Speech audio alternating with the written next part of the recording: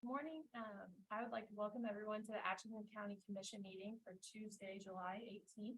I'd like to call the meeting to order and welcome Father John that will be providing the invocation. Please stand. Well, first of all, thank you for inviting me to come pray. This is the first time I've prayed in the city. So thanks for this opportunity. The Lord be with you. Heavenly Father, we gather today to pause and to thank you for our commissioners and for the service that they provide to our community and for their willingness to serve. And together we can pray. If you know this prayer, if you don't, I'll just say this in the words of St. Francis. Lord, make them instruments of your peace. Where there is hatred, let them sow love. Where there is injury, pardon. Where there is doubt, faith. Where there is despair, hope. Where there is darkness, light. Grant that they may not so much seek to be consoled as to console, to be understood as to understand, to be loved as to love. For it is in giving that we receive, it is in parting that we are part, and it is in dying that we're to eternal life. Amen. Thank you. Thank you so much. You're welcome. If you'd like to join me in the Pledge of Allegiance.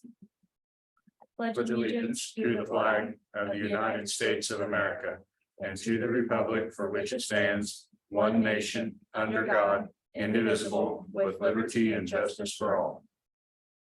Thank you so much. Oh, you're welcome. Sorry. Thank you. Okay, public comment. Have any public comment? Okay, seeing none. Approval of minutes. Did everyone have a chance to read the minutes from July 11th? Commission, do you have a motion to approve? Move to approve. Second. Okay, it's been moved and seconded. All those in favor say aye. Aye. Aye. Passes 3-0. All right, Commissioner comments, Commissioner Knoll? I have a kneecap meeting Thursday in Hiawatha. Okay. That's it. I don't think I have anything. I have a project concern meeting coming up, but I can't get there, so. But I think it's all going pretty good, so. You know, I've also, the juvenile correction, we're having a meeting as well coming up. Oh, nice. Yeah, they're having also an open house down there next Thursday, I think. Appreciate all the parole officers and things. Nice. So my comments, I just want to say thank you to all the constituents that are following along throughout our budget process.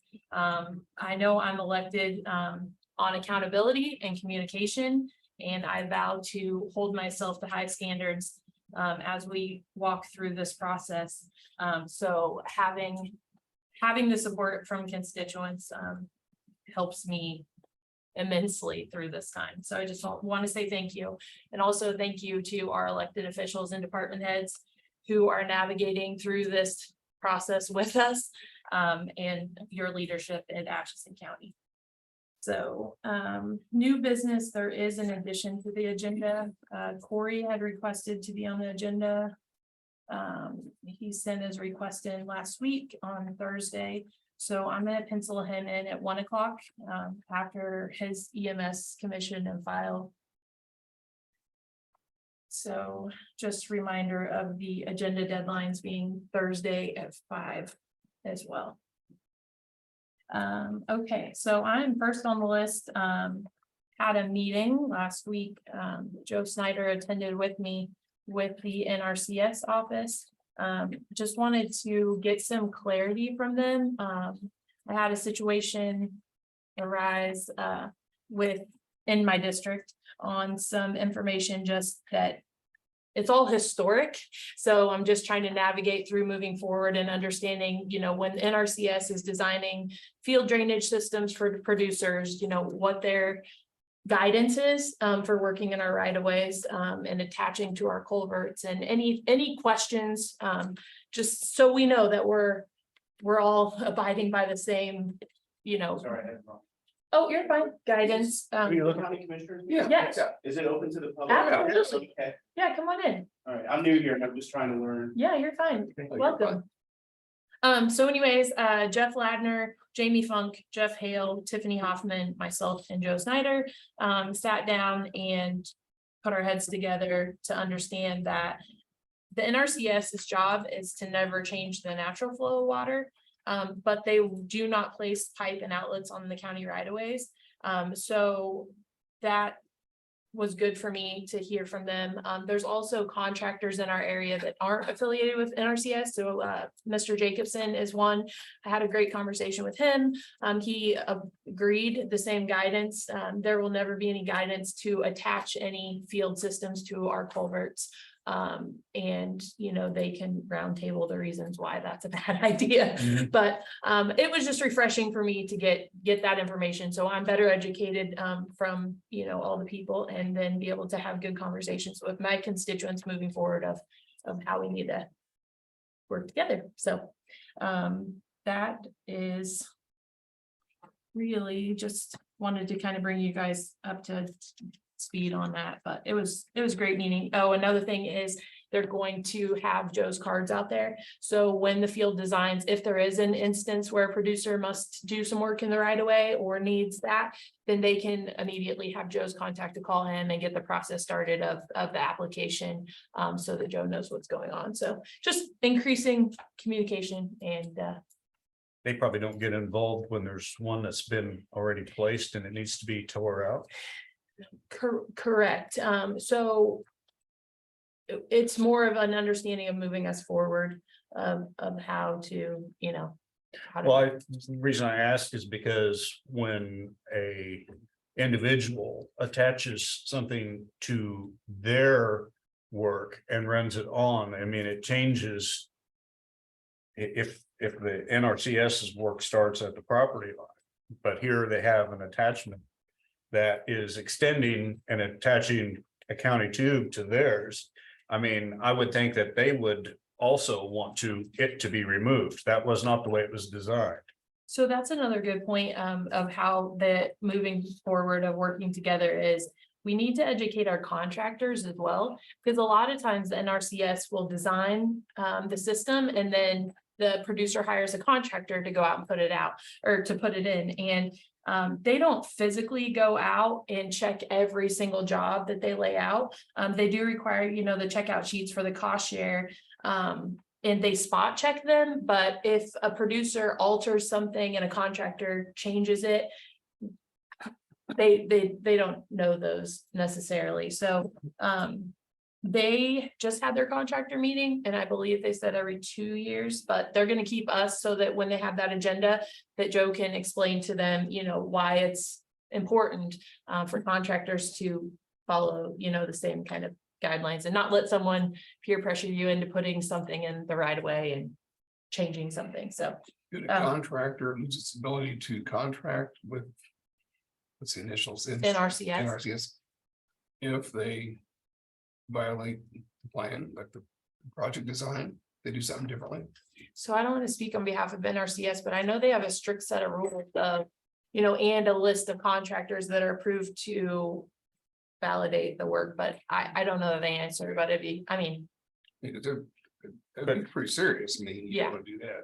Well, I mean, even if it would be after the fact, I would think that they would be able to send a letter like, hey, you've changed our engineered, what we engineered, and by attaching something else to it that was not, you know, it wouldn't matter whether they caught it during the inspection or if it was down the road. I mean, they still have a vested interest in that, what they have engineered and helped pay for. Right. And you couldn't go in there and level a terrace that they paid for, or you can't go in there and plug a tube that they paid for. Same way, I wouldn't think they would be able to attach something else to that And so system. I think we kind of talked about that because everyone's aware that we have a lot of talented contractors and producers in the area. Many other producers have the equipment to do their own improvements, land improvements. So it's going to be hard. I think this just sets the stage for moving forward. Like as we replace the culvert, as we, you know, they lay out a new design, you know, these are kind of what we're going to abide by, and we're going to have it in an email form that we all know. But historically, you can't really go back and choose all of them. It's just moving forward. So like for my instance, when we replace the culvert, then we know the rule is there's no, So we're not going to actively separate the things that are in violation now. so I don't know, that's a good question because I don't know how you, Well, I think that's the process for. yes. This could have this information, so now we know a little more which way to go. Yeah, and now it's like, okay, so when we were like moving forward, we all have it documented of Yeah. how everyone is because. Well, but it sounds like we're going to forgive those that have already done it and only enforce it from here on out. I don't think that's No. the discussion at all, no. I mean, well, that's just because you said going forward, we're going to enforce it, or we're going to, well, but what if it's already been done? What if it's so, I mean, This is more about getting our ducks in a row before we proceed to do corrections, Okay. so I look at it.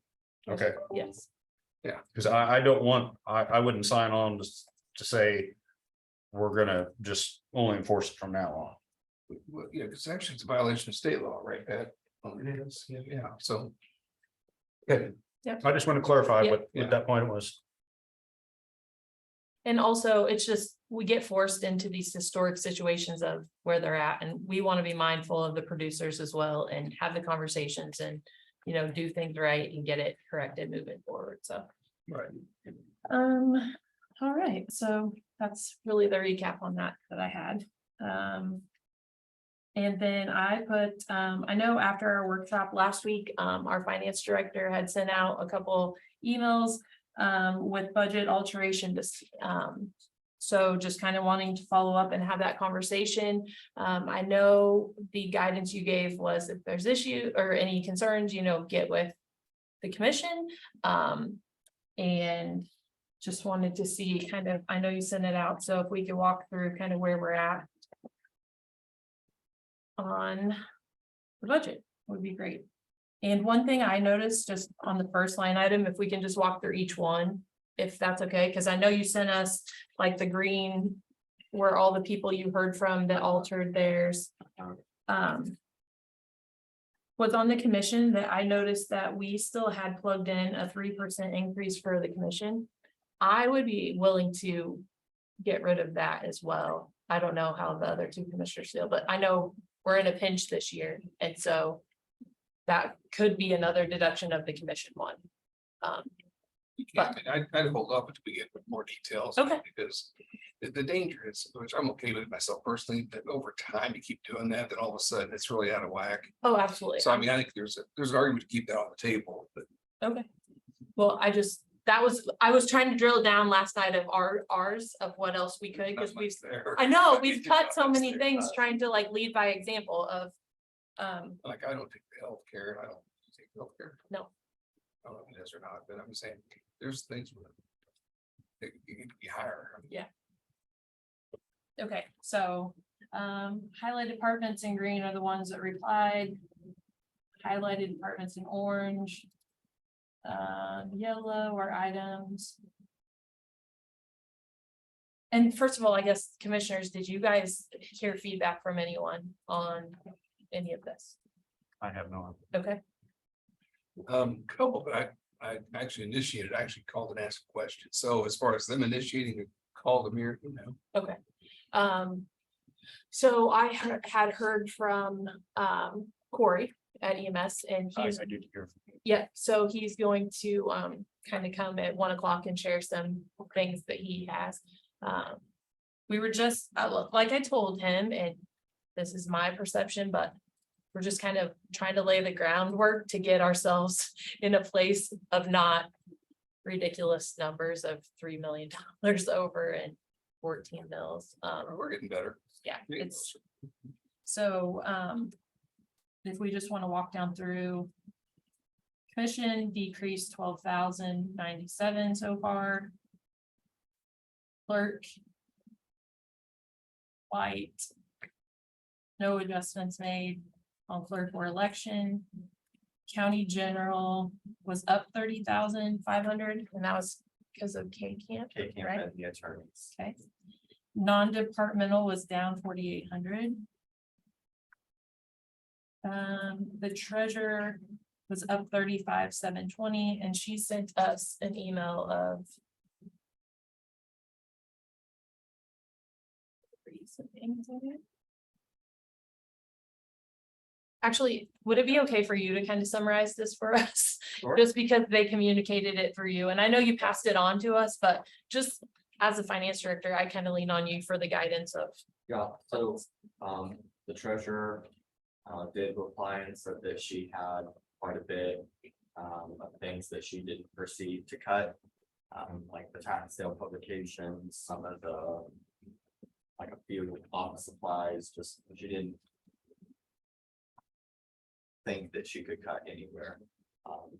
Because if she didn't have the authority to spend it, then she didn't know how she would pay for it.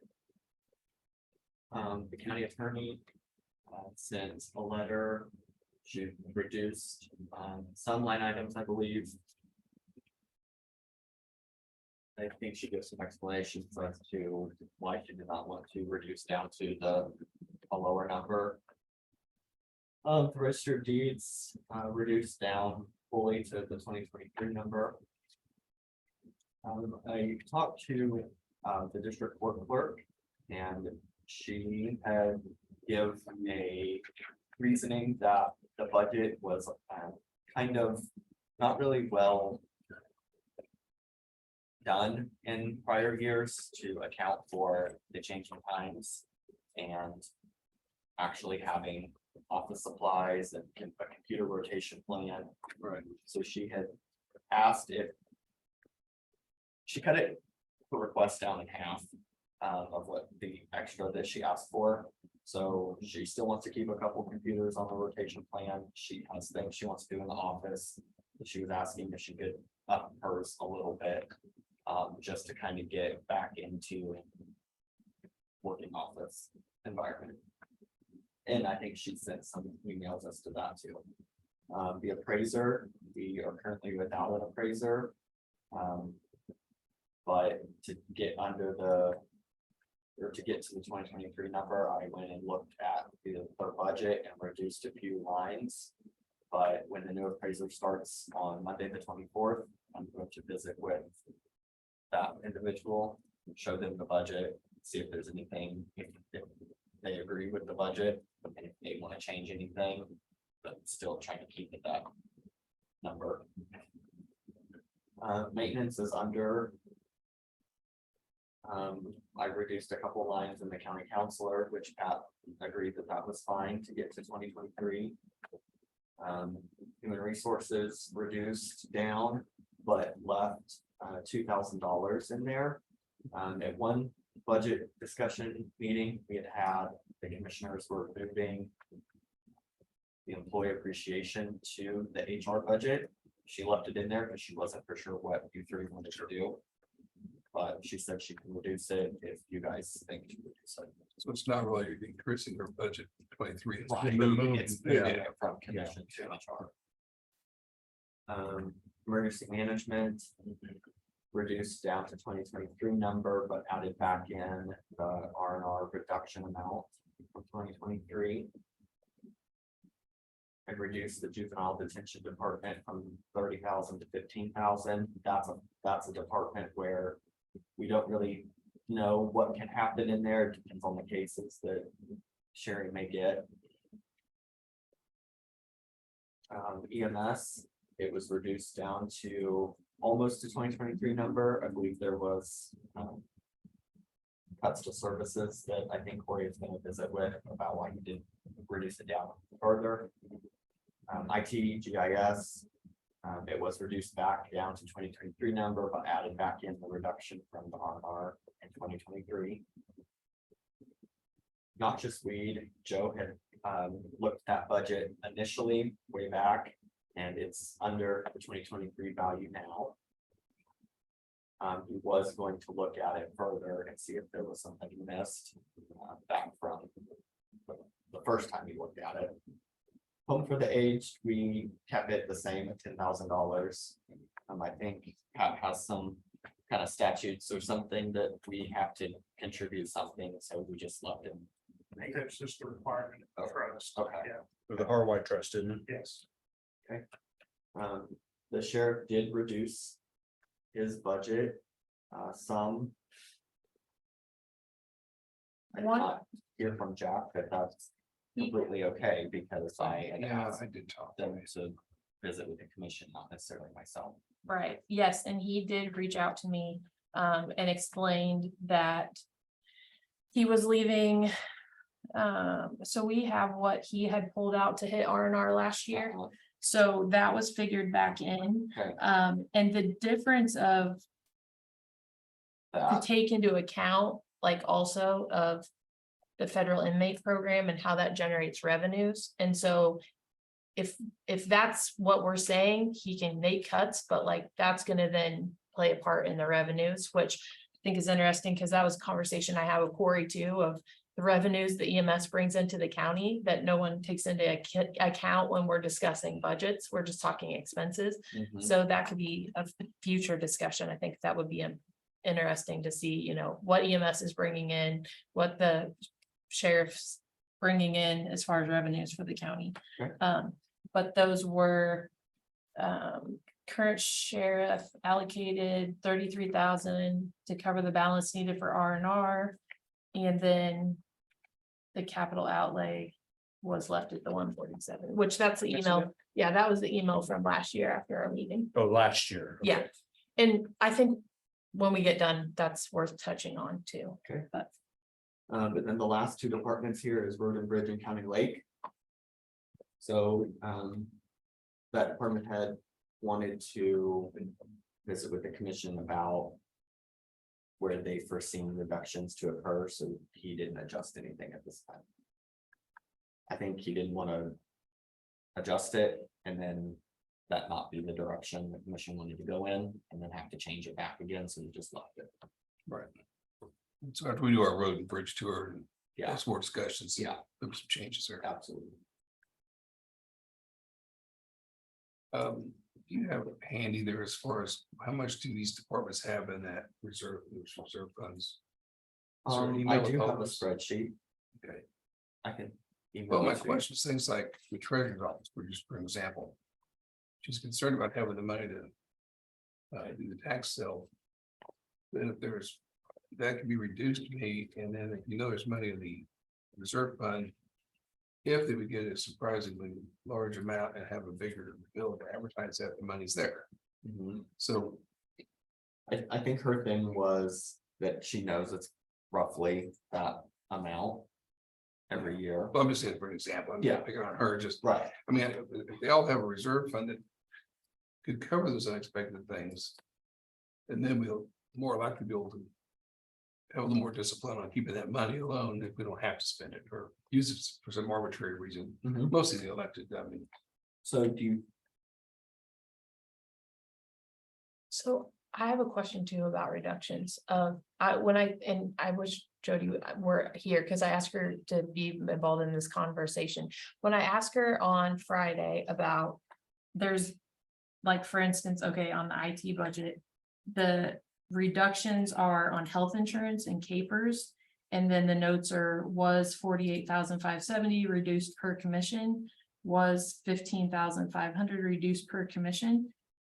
Unless I misunderstood, we shouldn't be reducing insurance and capers based on like trying to hit the goal. Is that true? I mean, I guess. Well, I think the projection was a bigger increase. Okay. And the increase isn't as big as it was gonna be, is that right? I'm not So sure. was it like a 13 to 14% increase? All those, I was just wondering, all like, the spreadsheets are based on a formula of the wages per employee, so. how. Health insurance and capers, and I think the deeds was like that as well, maybe. Well, that could reflect too of. When you have employees turnover, whether they.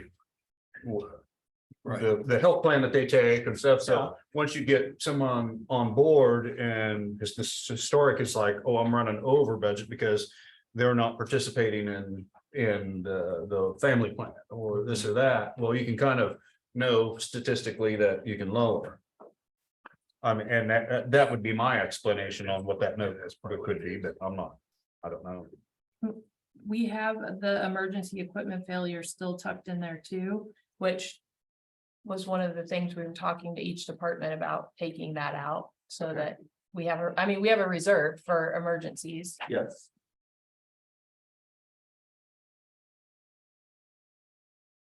And then did you get any feedback from your email on splitting those two departments into the budgets of GIS and IT, like when our organization, every department is separated, clerk, election, road and bridge, noxious weed, county lake, separating IT and then the GIS department.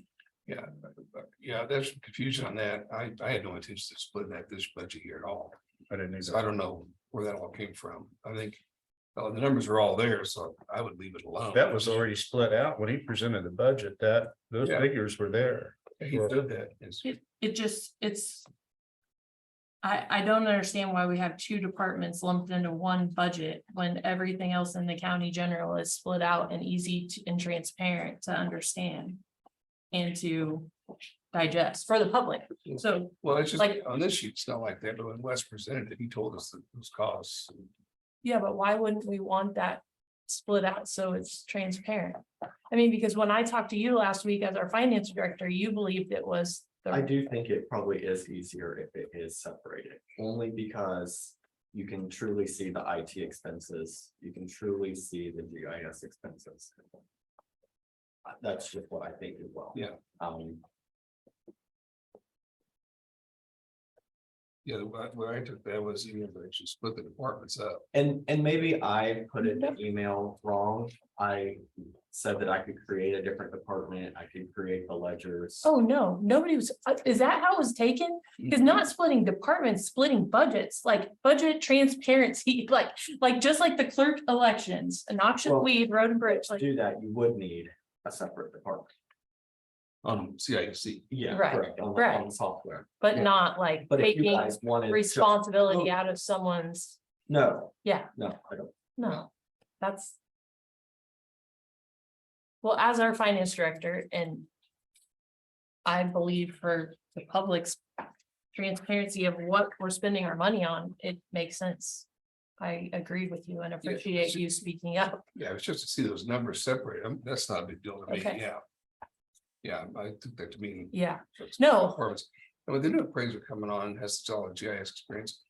That's a whole other conversation over the next year. Is Yes. that how that, if that ever changes or not, because. no, I think just transparency in the numbers is a no-brainer and it's definitely what we should be doing.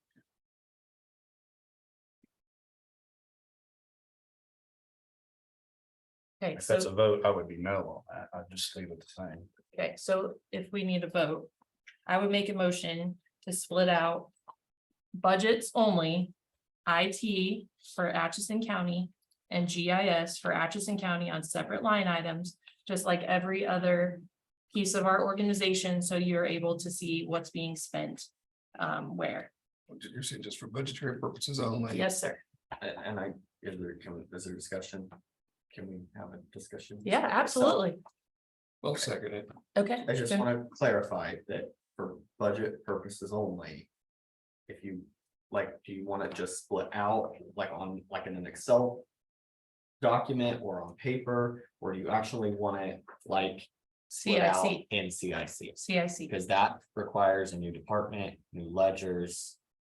It changes how I do state unemployment as well. Okay, Yeah, I don't want to do all It that. just- I just want to be able to see it separate on the spreadsheet. Okay. Is that what your intent is? well, yeah, so how do you do it, Michelle, since you're clerk and election and it's separate?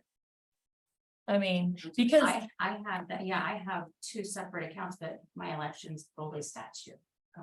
okay, I mean, because I don't know what the CIC difference would be when you have 2 employees in GIS, 3 employees in IT, like as far as, it just hasn't been done before is what you're saying. So Yeah, with any change comes a few changes, but to be transparent with the public on what the funds are in CIC, right. I think it would be. it's still your recommendation to do it. It would be difficult to do in an Excel spreadsheet, I think. So I think it would just be easier for the department head to put it into CIC that's already there. Okay, that would be my motion then. That creates more work for you as well. Now, what would happen in the future if it would go into the appraiser's office? Would then it have to be a reconciliation or? if it was split out now and it's in its own department, and then it would go in, so would it have to be another So I think full? I'm a little confused. So you're for doing a new department with new ledgers in CIC to completely break it out into its own. Yes, I'm for looking at the CIC reports like we do with every other department and seeing what expenses are IT for Atchison County in one department and what expenses are GIS for another department. Okay, There are two departments. so with that being said, if we do that, I have to split it out differently for state unemployment, how I report for that. And if you are planning on moving that into appraisers, once you move the appraiser, those cost centers, those departments that we put into CIC. We can't just delete those will just be like, we'll implement everything and then. Within the year that you guys want to change to go to appraisers, we'll just have to deem those codes unusable. So in my mind, though, is you still want for the taxpayer transparency to see them separately. Like, even if we feel like, They see them now. You can see it. even if we feel like the appraiser is going to be over GIS, it can still be separate. Just like So appraisal how GIS, can right? you see it? Yeah, you can't. When Wes went through his budget. But the public doesn't see that. Well, they should. That's what, I'm just saying. Yeah. yeah. So it's been moved and seconded. More discussion. Okay. I don't know this, all of a sudden, this transparency, because it was just recently that we changed a whole department and pushed them under another into another department without having discussion, have any public discussion or even an agenda item. Okay, well, And let's that stay was- focused on what we're talking about here, and it's. Well, I think it's part of one and the same, because it seems to me like we're moving in that direction of separating this out, and You know, when. every day I learn, Eric, and let's stay focused on this, because you're right. No, it's not a Transparent, like, discussion. I can discuss but this the way there- I want to discuss it, because Okay, this well, is you part. can take a detour and try, like. Well, but I mean, where was the big transparency thing then? Just in the very recent history, it's not like it's been 3 years ago. It's just been, what, 2 months ago? It wasn't even a public option. We didn't talk about it in front of Joint Communications Board or former Joint Communications Board. We didn't discuss it in front of the department head even. And we came out of 2 executive sessions, had a vote. It was done before anybody had any say in it. And so I think that I just don't know where all of a sudden this transparency is coming from. Well, I think those are apples and oranges a little bit. I mean. No, we changed a department head and split it out and put it into another department. That was done because we're the ones that make those decisions, or that kind of personnel decision. That's different than a budgetary discussion. Okay. But so you're still splitting this out. You're. I think this is the case where I'd rather have the new appraiser on board. I would have a deeper discussion with IT and GIS about what makes the most sense. I don't think we should make this decision today.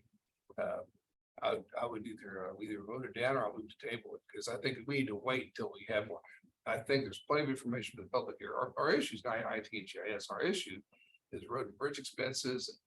Generally speaking, personnel throughout the county. That's our biggest expenses. So Yeah, this is not the biggest expense. So this isn't even a proposed budget savings or any, Yeah.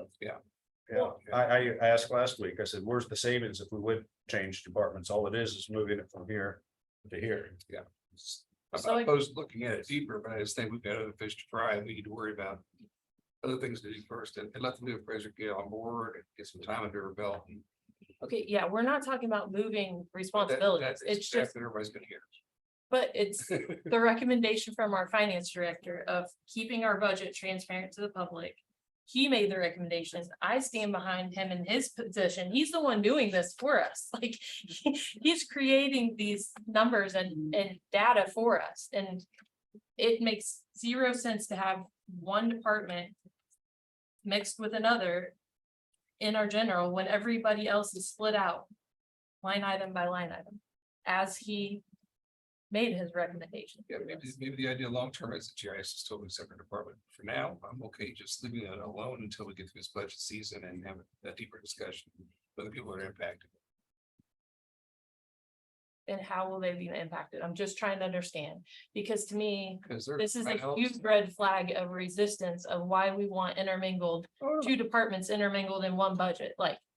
It just does, it seems like a huge red flag, so please put that in the Red minutes that I, flags. well, Where's a red flag? There's some corruption here I don't know about or some scheme.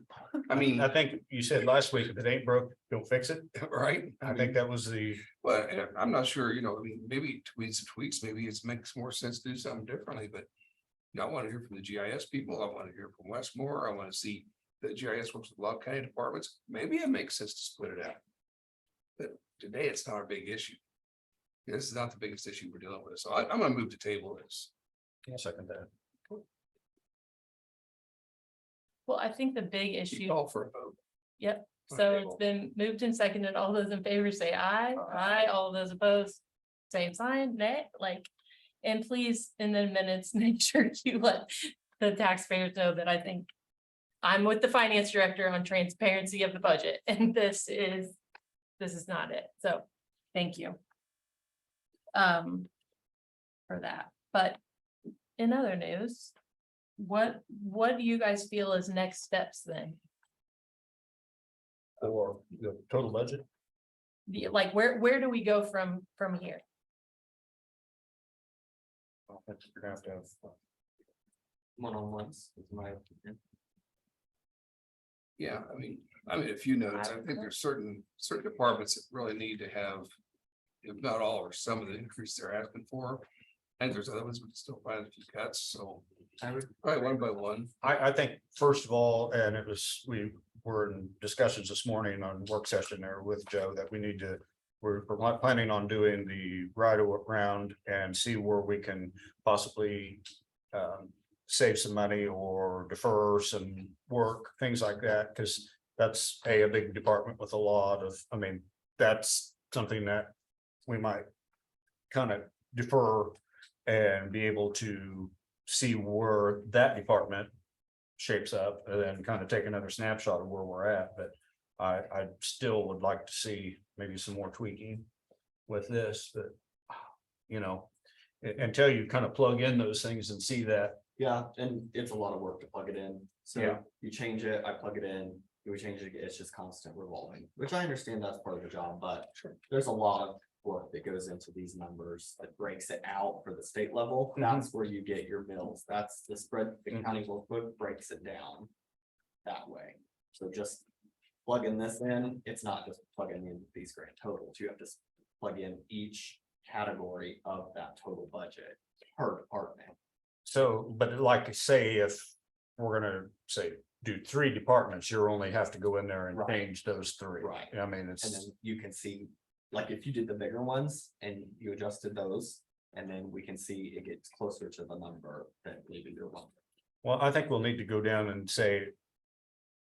Look at each one and say, are we satisfied with that, or do we need to look further, and then do one-on-ones with the ones that we, as a group, say. We need to look harder at it. Yeah, I think another thing, I use the court as an example, I think we need to have so I remember the exact number she asked for the total increase originally, but I hope she's willing to be part of that this year. Then we really need to kind of have a projection like our capital costs for next year's budget. Because let's just say if somebody needs 30 grand worth of stuff, and they know they can't do that, is it gonna be 10 a year to get there, is it 15? Things like that help kind of planning, because Absolutely. it's an overwhelming, like road bridge is overwhelming, so. Yes. We gotta have a plan. And I think the court and probably mainly the court, I think, even the county attorney, she's added a staff person to provide more services, she's upped her assistant. She can't control all her costs, we've upped the pay for the attorneys, although is that in her budget or ours? No, that was under court-appointed attorneys. Yeah, it was not in the court's budget. Right, Or so the county's I wanna make budget. sure, yeah, so. But there's some increases that are there, so. But what's her reserve? I mean, she may need a little bit more of an increase, so. I just think we have to look at each one. Of some of these, it's, how trend has been, and if we're talking about comparing it to actual R&R figures, that's 2 years ago. That's not, because we met the R&R last year, so we're comparing it to the 2022 budget, not really the 2023. That's fair. And so a lot of these hard costs are road oil and things like that, that's specifically with road and bridge, but I know that there's other costs too that are gonna be in contract that we really can't budget them out. We're gonna have to budget for them. We can't just say, well, we have to keep it at the same level. Because it's the inflation rate's got it, so some of those budgets have a lot of contracted services that are not gonna go down or stay the same. I agree, so. It's gonna be hard to stay right on R&R, but I think we keep it a minimal increase. Well, yeah, that's the goal, is the R&R, but You're right, we're talking 2 years. yeah, There's a lot it's of 2 years. A lot of inflation happened, and wage inflation. And in order to hit R&R last year, we didn't necessarily cut everything, we did defer. So now we've got that's piggybacked onto this year's budget, where we added on some of the things that were deferred because they didn't need it for 2023, they could put it off. Well, now that we agreed to add that back in, that's over already, your R&R. Did you want to speak to any of that? Like, after some of the feedback we received, I just feel like for the finance director and the commission, and I know Commissioner Bauer isn't here anymore, but I almost feel like we should do a better job of explaining why. I mean, Why?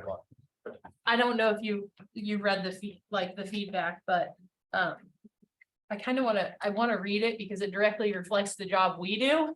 And I was a little bit self-critical of like, man, maybe we should have done a better job explaining why we went to hit the R&R last year, because from reading the feedback, we are being irresponsible with taxpayer money. Feedback from Well, we received feedback from one of our elected officials, and it was very interesting, and I think it's worth, because this is somebody's perception, and if it's one person's perception, it's gonna be in the county. So I'm a team player. I'll always pitch in and help solve a problem. However, I want no problem of shoving a problem down the hill where it will grow and continue to snowball until we catch up the next year. That is what you have done, meaning commissioners and finance director. Last year, you played shadow games with the budget.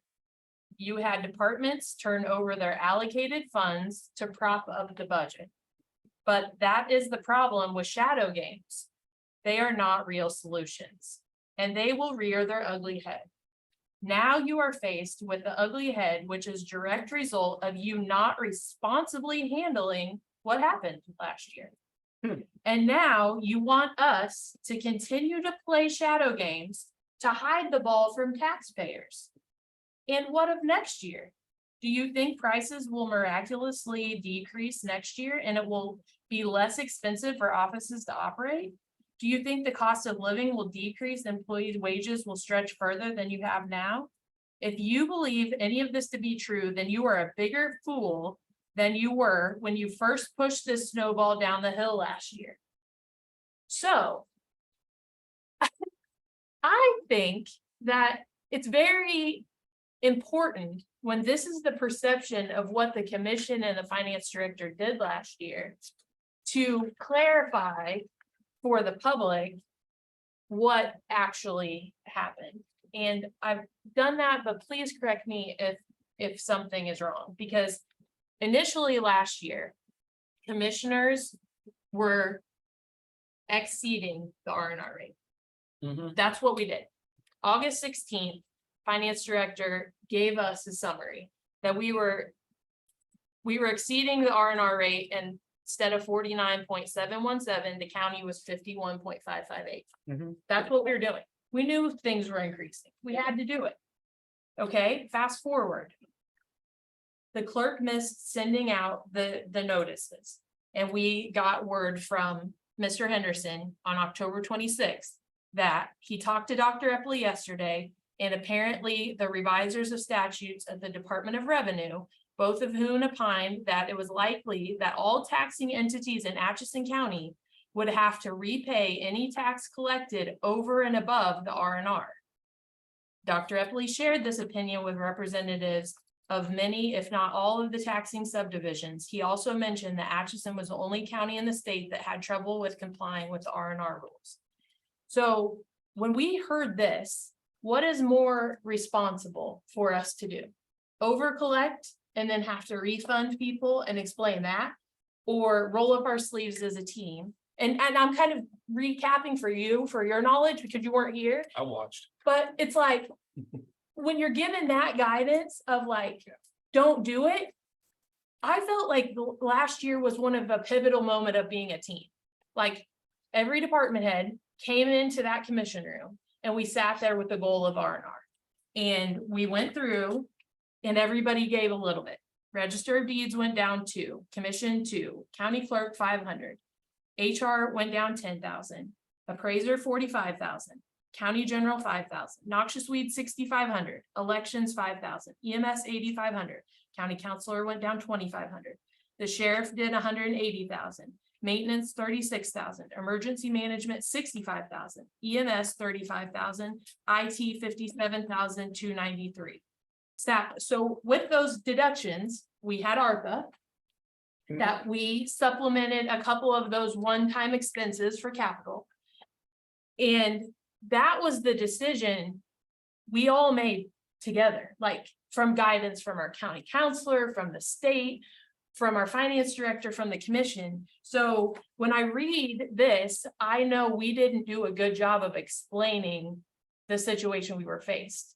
And I understand, for me, it was because you care about others and you try to protect, but like at the end of the day, it bites us as fools. That's what we were called. I don't are you actually Like, upset with what we did? no, I'm not upset. I'm not upset at all. I'm looking at it like I didn't do a good job last year explaining why we went. Like, we're not fools pushing any snowball down a hill. And I'm sticking up for the finance director and the commission to say, we were faced with a challenge. And the guidance you're given, there's no hiding of anything, like No, at all. we did, So, but I'm just- I mean, it seemed to me like when I mentioned that it was things were deferred, that you took exception with that we shouldn't have done that. No, sir. No, sir. Okay, I'm coming to the defense for us and the team we have. it's just that- perception. Yes, but if it's one elected official's perception, I mean, you know how it is. We live in Atchison County. Like, I never want someone to feel like we're deferring or doing anything not on the up and up, period.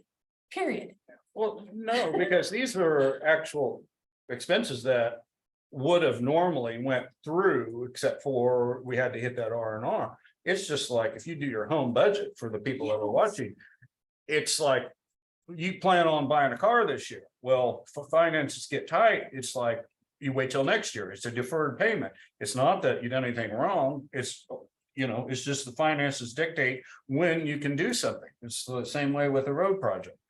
If we can't get to it this year, we put it off till next year. That's the budget process. That is the timing and the seamless, you get to your project and you do as much as you can with the budget, but you can't go over. So I think that we've done the right thing last year. I agree. I do think it was a great moment when people came together and when we actually, it's give and take as a commissioner and you say, you have to cut your budget. There was a lot of reluctance last year, but when you say, okay, is there things that we can move around to where you will get it back? And when we said, we're going to write it down, we're going to have the finance director keep track of this. So we just don't, as a commission, forget, and these things get pushed back because a lot of these projects that are in the budget are very important, but they could be put off here.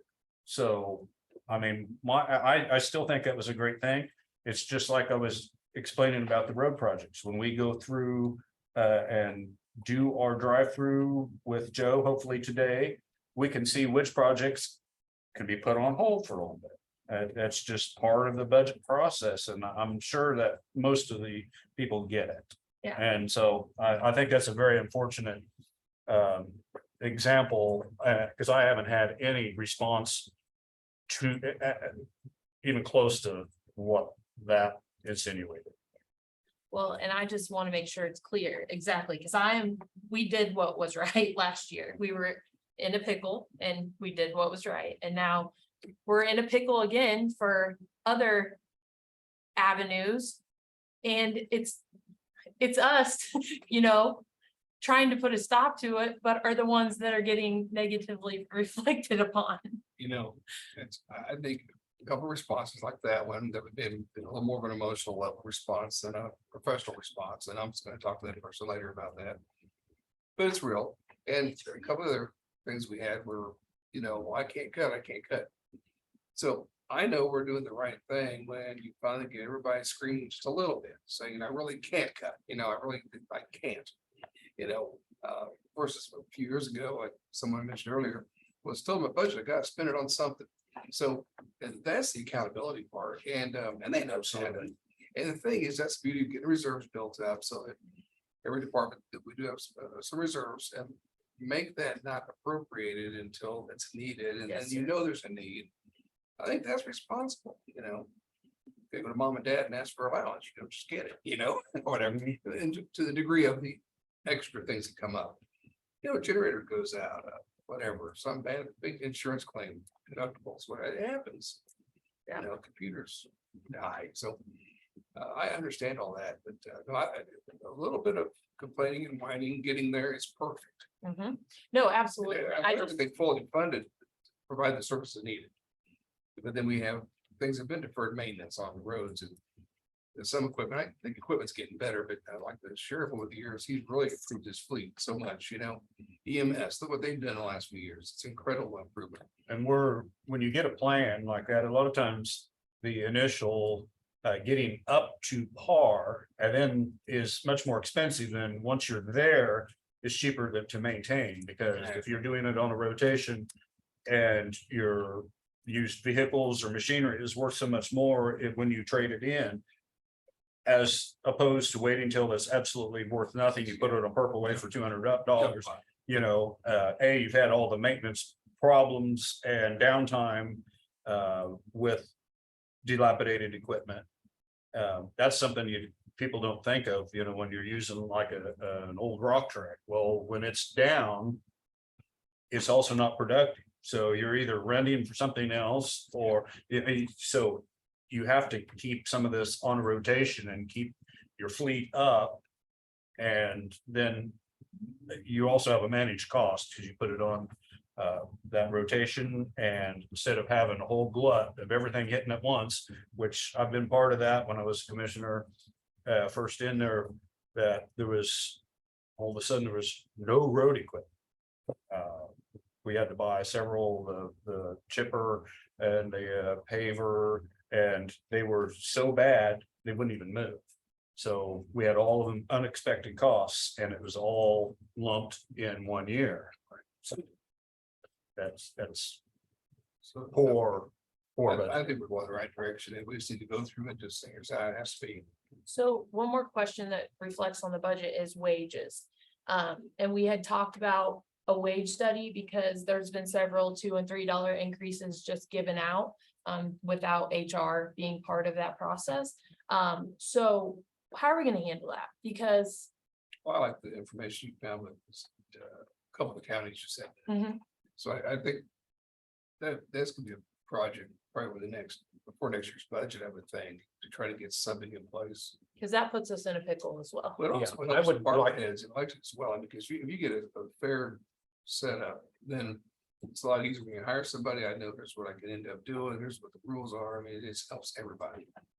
I would like to see, when we're done with the budget process this year, starting on that, looking at wage study, because that's going to take a while to do. We're also going to have to find someone to do it, how we proceed. And so as soon as we're done with budget, maybe we get started on that. Companies that are, I don't even know how it's done. So I I know. have received some feedback through my HR listserv, so I can come up with, 3 to 4 companies and then maybe ask for them to come in front of you guys to explain their process. Yeah, that'd What be they good. can provide, and then we can choose, you guys can choose through that. Okay, Or if you get an idea of cost ranges on that, because we may even put some rough estimates into the budget. yeah, that's where I was going. Yeah, Yeah, I we- can send some emails and try to. Cause that could acquire be some information from you guys. $5,000, that could be 30,000. I have no clue. Yeah, what they I have charge no for that. idea. I do want to add, though, even though we do this wage study, you indicated the $2 to $3 rate, the wages increase. From my knowledge and what I've been researching, per statute for elected officials, if it's within their budget within that year, they are allowed to use the money as they see fit. So the wage study would not necessarily stop those raises from happening. It would just make it to where there is a top dollar that can be reached per that position. So Right. if So- if what you're going for is to stop those raises from being done, they're, from my research, they're allowed to use that money as they see fit, as you allocate it during this budget season. I think it would be more of a template to what we could see what the top end would be, and then one department couldn't go over that. Correct. I think would be kind of a leveling effect and maybe take away some of the back and forth between departments and Right. things like that. Yeah, so Because- it would make it to where there's a top and that, one couldn't, they go up 2, so we're gonna go up 3, and then they go up 4, so they couldn't keep competitive internally. So it would stop that process, but it would not stop them from giving a $5, $6 raise if it's within their budget. But along those lines, we can set it up and then on an annual basis, we view it and do a % increase on that scale and move on. Yes, it would help your guys' process tremendously to Yeah. have a wage study. instead. And So- then, sorry, go ahead. You probably have the Like, same. well, like on a wage scale, I'm not exactly sure how, are they comparing just like county jobs? Or are they going into the community and seeing what, That's what we it's, would have to have. it was, okay. I didn't know whether it was government specific or, yeah, It might be on things like EMS, paramedics, or sheriff deputies. I mean, that might be the yeah, exception to that, but yeah. okay. I didn't know how wide Jobs. and that, because the bet, you're in competition with Private yeah, companies. and- Walmart, whatever, how basic wages. So, No, you're fine, but to your point of the approved budget number. I mean, so it stemmed from retirements this year of buckets. So when some longstanding employee retires, then there's a bucket left within the budget. So how do you prevent, I mean, You don't allocate it at that budget season and you utilize your reserves for the overage that may or may not come from retirements. Because if Okay. you allocate it within their budget for that budget season, you give me $3,000 because I'm gonna have a retiree. I have that $3,000 that they may only have 18 hours left that I would have to pay out. That's not gonna be that 3,000. So then I have a buffer there that I could then potentially use to up my other employees' pays. Or your own. Or my own. Well, can't give myself one, you guys would have to do that, but Right. it would be there. But you tried. So And if I, came to you and said, I was gonna do a project this year, I needed $14,000 for that project, it doesn't, and you guys approve it. Doesn't really necessarily mean that I have to do that project, that's just allocated money that you guys approved within my budget, and if something else came up, I could use that money in the way I see fit. So, For an elected official. for an elected. Only. Yes. And we do have the purchase orders in place, if it's over $2,500, but. There is statute that says, your appointed are gonna come to you because that is. A rule put in place for appointed, but officials don't have to. Elected officials do not have to. Because we addressed that last year.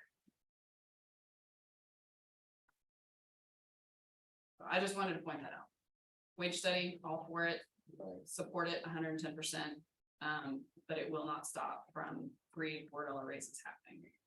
It would just be able to stop from certain positions. I remember, Commissioner Bauer saying, you know, where's the top? And it would put the top on positions, so it would help you be able to vote. Well, they would have the ability to $3 or $4 if they're that much low. I mean, so. Having an evening effect on there, if someone started really low, they would still have opportunity to get bumped up, but not when you reach the top.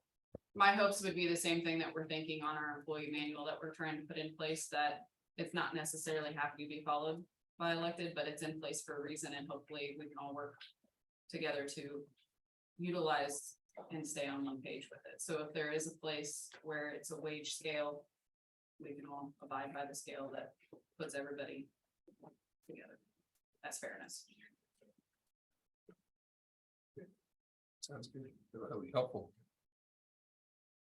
Okay, so we moving back to one-on-one scheduling or? We want to go down through the list and see which ones we want to. I would like to do that with the court, and with the county attorney, and with the treasurer. We know we're gonna do road and bridge again. So I guess just trying to understand how these one-on-ones are gonna go, because this is now the third time that they'll be asked to, That's correct. so, And I want it in person, not Zoom. absolutely. But then the commission being willing, I just wonder if a one-on-one though, maybe that department head will open up to you guys, and Okay. maybe not to me. And they can share what they want to do or their vision with the department, and maybe at that time we can go over what they have contributed to the reserve fund. And maybe that can help. Yeah, I appreciate you Yes, looking out or for what can help, but like, you are our finance director of the county. So like, you need to be in tune, like, and having the respect for you to give you the information you need, and but if you feel like the commissioners having the one-on-ones is a I better, would love to be there. I don't want to Yeah. not be there, but yeah, that's what I think I'm hearing you say. It's actually a 3-on-1 yeah, with you as a resource or more. yeah, Yeah. Okay, yeah. Well, if To I ask a help question, them you'll answer, and it, but to you're not help giving you. advice. yeah. Oh, gotcha. Yeah. That would work. I just think maybe I can help think of things in lieu of you guys, and I can also help think of things in lieu of them, and what they don't think of too. Like, oh, remember we talked about that, or, well, you have this that you wanted to do, are you gonna do that, or? You got a lot of knowledge on all the. Well, also, as we have those discussions. That the implementation is here. He needs to know what, I mean, when we have those discussions, if it's just the department head and us three. Then we wait, it's like somebody, one of us gonna have those notes to tell him exactly what Nope. was intended. So he needs to be present. To be able to implement and put it in motion what we envision. Well, we just do all the departments, do everybody? I don't think that's, I think, Okay, especially if they're down to. Yeah. You know, if they're already zero or in some cases less. well, so how So does in that, my, why would you not have a meeting with every department head over our budgets when we had to cut? Well, you mean one-on-ones when they're already, I mean, zero, I mean, Yeah, we had to give up services or something to get to that 0 mark. Every department did. that's probably fair. I mean, so I'm okay with that. okay, If a department head feels like they're good with where they're at and they've got reached the 2023 number, then that, I guess they can choose not to meet, but I would think everybody be fine with me. so I guess in my brain, when we sit with everyone, we're gonna hear the same thing, and then are we gonna be back up? I mean, because we still have to be the ones picking and choosing, does that make, I see this meeting as the same with Wes. He was on there. When they're sitting in here, we're gonna do a negotiation and we're gonna decide what the numbers are gonna be. And we're all gonna come to some kind of an agreement. Or an agreement to disagree, and we're gonna solve it. I mean, to me, the next round is the final. What can we do? And we also need to know. if they're giving stuff up this year, how's that going to be taken care of in the following year or two? And where do we go from here, kind of thing? But we need some good clear notes on that for going forward. Well, and again, with the bumps in the $3 raises or whatever that is. They had the budget authority to do that for the current year, but that's already affected their next budget. And it's already been submitted with pre-raised figures, and so it's already outdated and it's only been submitted. Yeah.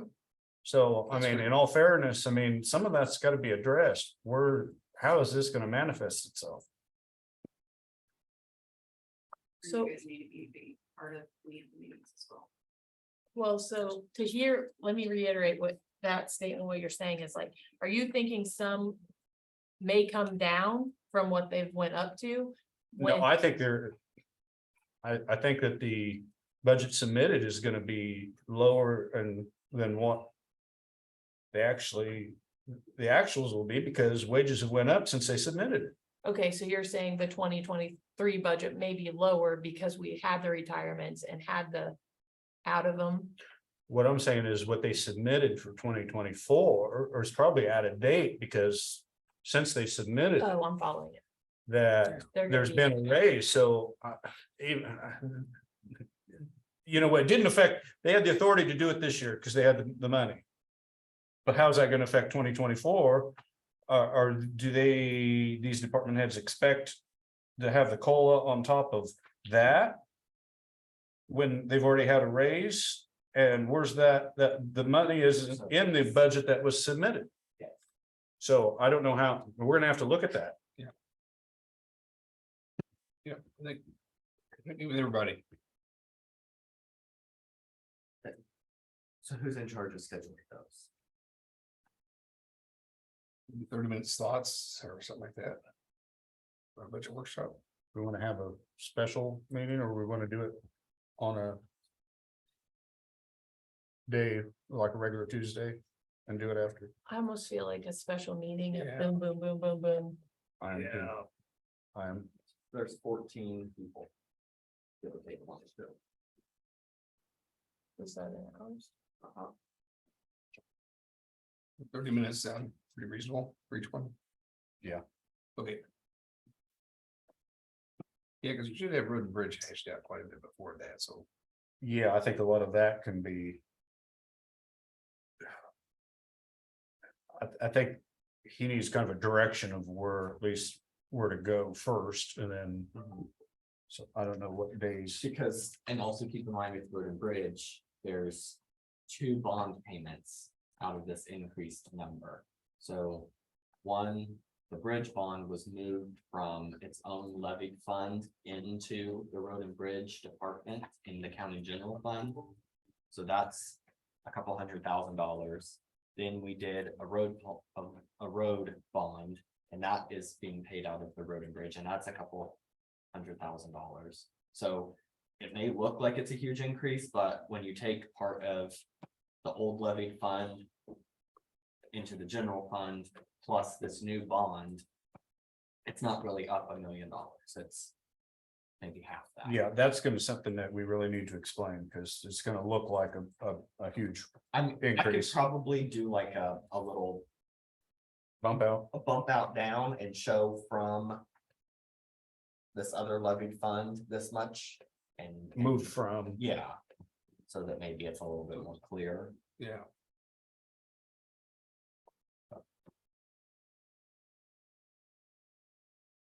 So whenever you decide to have that meeting, I mean, are you just gonna say this department is at this time, and if they can't make it, they can't make it, or is it? If when we choose the date, I think that if there's. Department heads sign up for if one works better than another, and then if they don't respond by a certain time, they get assigned. Is that? Fair? We'll get them all signed up, but I mean, what about the Tuesday, the 25th? Will that work The 20, next week? So we are doing a Tuesday, just instead of our, I'm looking at dates. It's gonna get, And our budget hearing, or R&R hearing is the 22nd of August. yeah, so we need to get So on. I need time to get it all. But Right. The sooner the better, so Do you we guys- have time. This Friday, is that available? No, This Friday? I got, I mean, I'm tied up like crazy. And I've got. The meeting. August 1st is actually on Thursday that week. Yeah, I have that in my calendar. Yeah, we moved that because of me, sorry. I probably, I'm in Chicago on that Tuesday, so it's okay. Okay. And we did that a while back. Well, we could do that one, or I'd make one of those two meetings. Actually do it on the meeting day. Yeah, but we're gonna have just a short official meeting to cover. So then we'll just do open session for the public. Like, Well, we could. Absolutely. Workshop. I mean. or, I mean, I'm good with open, that way there's no miscommunication. Well, what happens when you guys do get into the personnel service line, you guys talk about wages, I don't think that. Yeah, that gets, that's. Yeah, I think that to have, Just because names might be said. Well, we're open to the public, but we're not, so I mean, if somebody wants to sit in here. Be pretty boring. I mean, we're talking about budget right So if now. we do it on a Tuesday, cause things are ramping up, I could go till 3. On the 25th? Yeah. Well, So- we have to do them all in one day if we Split them up, We should, split them. or we could do, I might, you know, there may be a couple of departments that only need 15-20 minutes, honestly. well, and Could we might not need Corey after today, cause he's gonna explain to us where he's at on his budget at 1 o'clock. So, Could you try to see if any departments are available for you today? And I think they're gonna really try. Yeah. With road bridge and house. okay, so, Well, if we do, yeah, we could do half of them, just as many as we can get done yeah, we do. from 9 to 3. 3 on Tuesday, Could the be 25th. somewhere at 3. I have to, yeah, drive. 2:30. Jody won't be in attendance. Leave here at Hold 3. on, let me look at, hold Yeah, on. I'll make sure. And then the meeting on the Thursday. Yeah, we need to end by 3, not like a 3 o'clock to 3:30. Okay. So 2:30 would be the last, That's the 25th. But the week after that is when you said you do the 3.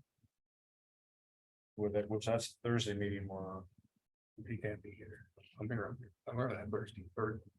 Yeah, but our finance director can't be here. Oh, sorry.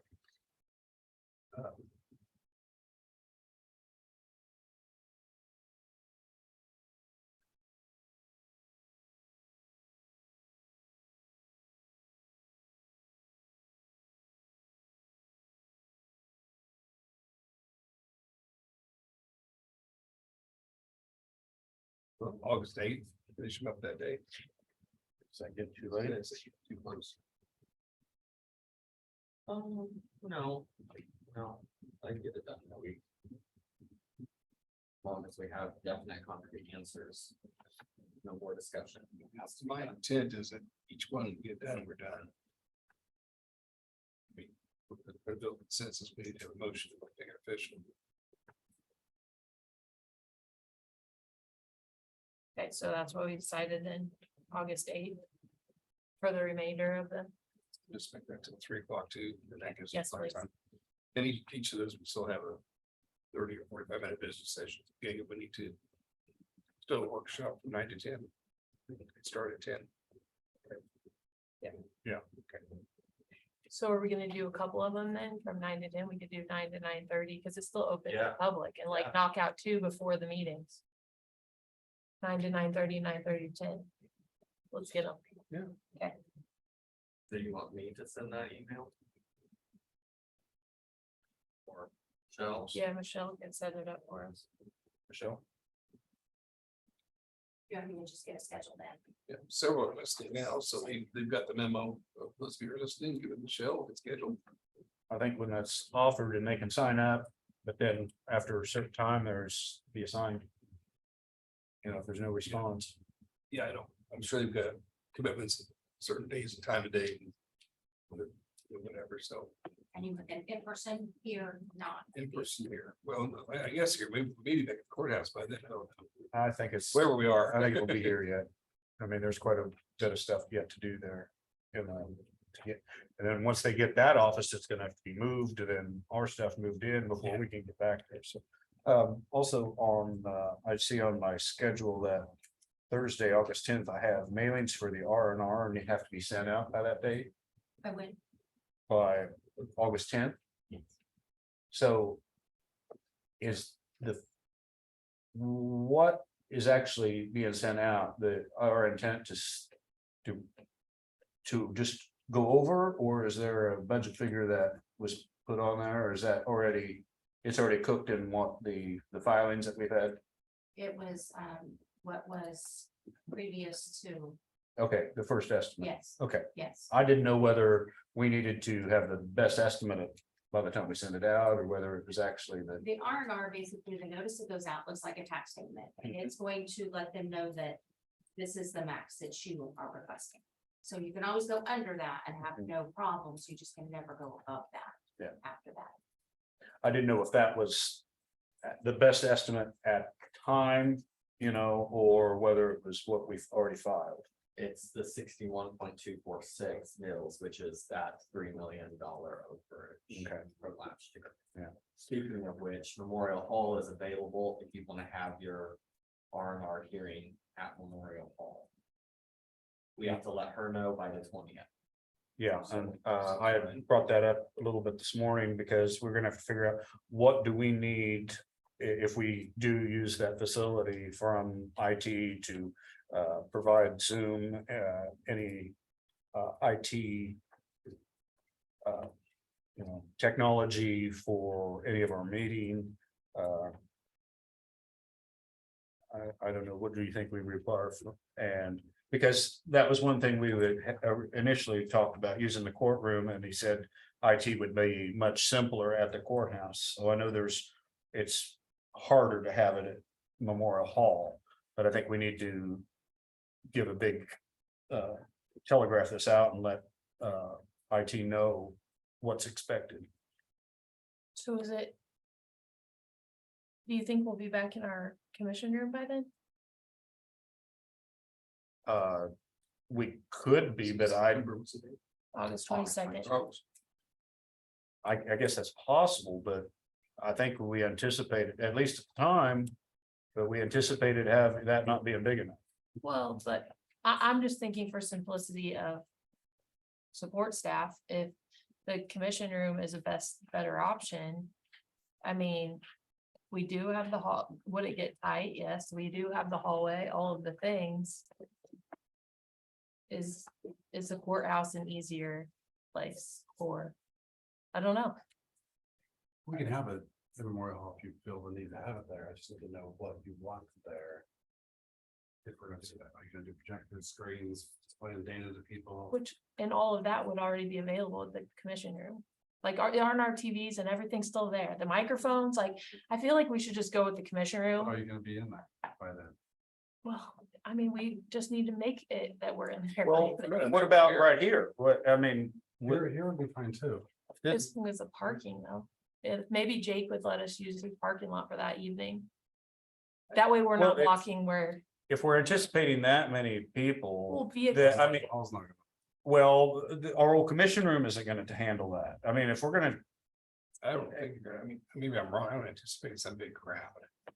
I mean, well, I think if they take the R&R notice and think that it's gonna be at that level, yes, we could get that big of a crowd. It's a big unknown. Sure. It's a big unknown. Can't change that before we send the notice out, because we're already down way below that. Yeah, you can change it because we're gonna have to do a new form anyway. Okay, so Well, but the R&R, the form that's going out, is it gonna have the 61 mils? Yeah. That is gonna be on there. That's what I'm saying. unless we change, Unless you change. unless we change. Oh, we can change it. Yes. Okay. Because Because that's that's, shall know by the 20th of July.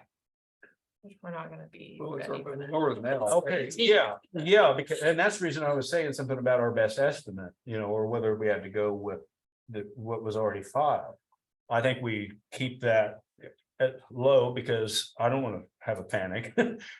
Yeah, Because the 61 mils panicked me. I know what the rest of the county would be. Yeah, I doubt anybody's gonna be for that, including the three of us, so. Correct. Not at all. So when would we need to have, By the Hey. 20th of July. by the what? It's not happening. 2 days. So we have to give this revenue neutral rate of intent to Michelle by July 20th. We've already filled it out once. Yeah. We just have to redo it. Because we put in the court. Now we have Memorial Hall at the 21 Mills. And then you guys sign nothing. She's the one that signs it and does it all. And you don't have where we're at now with the changes. I do not. Okay, that's quite a bit. It is. And honestly, we're being so wavering. I would hate to like reduce it and then put something out and then change again. You know what I mean? Like, it's almost, It's fine, but press is covering us, regardless, then they know we're not gonna be there. And if there's a big crowd, that's fine, we'll just go through it. Is it possible, you know how you do the TV outside in the hallway for the elections? Could you do that TV outside in the hallway? That TV got permanently mounted to the wall. Oh. So I mean, yeah, I could try and get this one here up there, but. That's the actual. I think it'll be fine. I really do. And like, what's the hearings for people just to come voice their opinions and, I mean, we've had a lot of. I mean, that. When Peppercorn and the townships and all them, I mean, I think if we display the chairs correctly, like we can pack enough. I don't think we're gonna have that. I don't think you're gonna have. Maybe, but I don't know if 100 or 200 people are gonna be storming in the courthouse. I don't think that's. Well, I mean, just throw it out there. If we did think that we need to have that bigger crowd, blue building at Effingham. Back the trucks out. Well, no trucks. there's no truck. Oh, we got trucks out, okay. But I mean, I don't know. I mean, That's how it it's- wouldn't have, I mean, I'm just trying to think of a venue that if we really thought. You cannot change it. Once we give this to Michelle, you cannot. Correct, but I'm just want to throw out any option that would be considered, and then when we make our decision, we have to stay with it. I think the commission room is the best decision. Based on everything we already have. So it's a month for treasurer's office to be out. And the commission room to be reset up as a commission. Which June was the initial goal. Now it's July. They're still running longer in the treasurer's office, in the new treasurer's office. So it's over a month, you know, We probably do it here. okay. And just ask Jake if we could have permission to park people over there, just because I know when we have things like the parking of blocking an ambulance and a helicopter was the, Which we can move, what's parked out there and make sure all the employees park out back. And put up the sign that says do not block driveway. And it'll be during the day from 1 to 5, so, and the hearing is at 5, so maybe. One of us can go out there and periodically and check. Correct. Make sure the driveway is not blocked.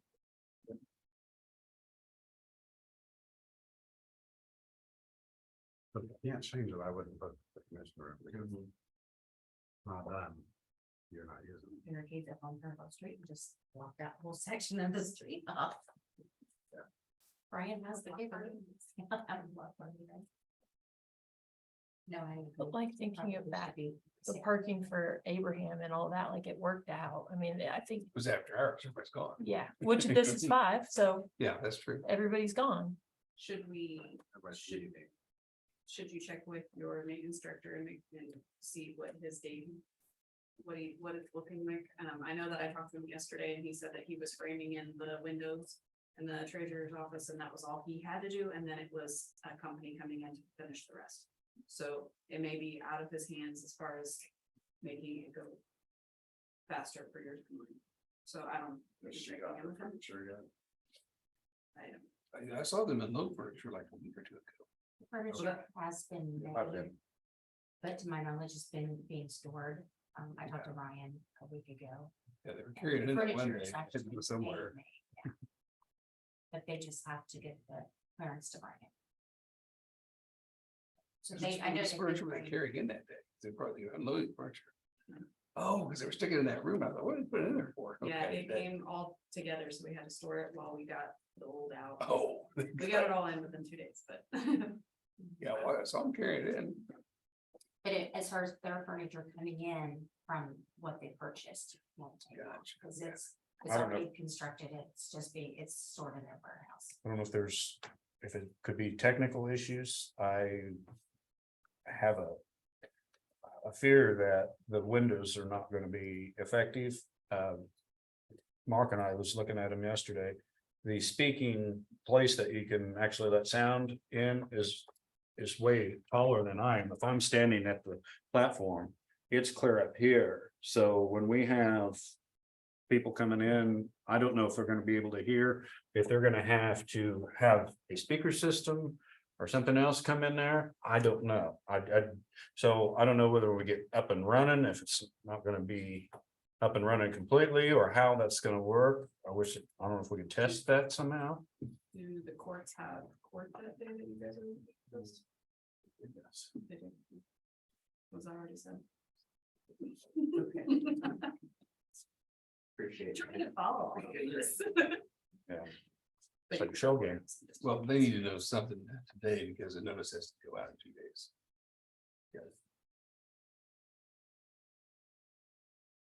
The Emergency Operations Center at 10443 US Highway 59.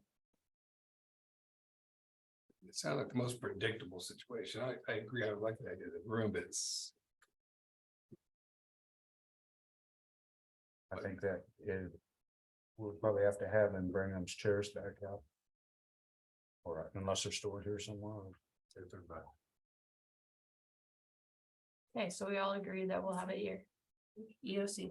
I think that's, Okay. the most predictable. She's got it. And make sure that, is that on Tuesday? It is. So I'll send you this new form. And we get all three set at the end and then. You make it work. back in that cubby hole with a door that opens to the back, so. There's an idea. We can run like heck. Kids are running facing out. Up in the yard. Watch out for the big day. I'll send it to Michelle and it might be raining. I'll be a mess. I mean, I do. I'm really mad.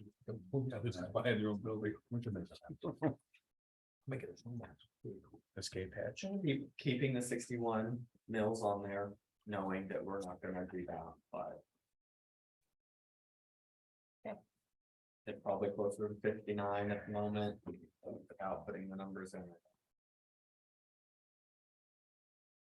Unless you want me. To do it tomorrow and just go with whatever the number is. I think we should just stick with what we knew at the beginning, and I mean, right now, we're Because we're still, already lower than that. we're in limbo of. But you say we're only down 2 mils. from- I didn't say that. It's $14,000. There we go. Hmm.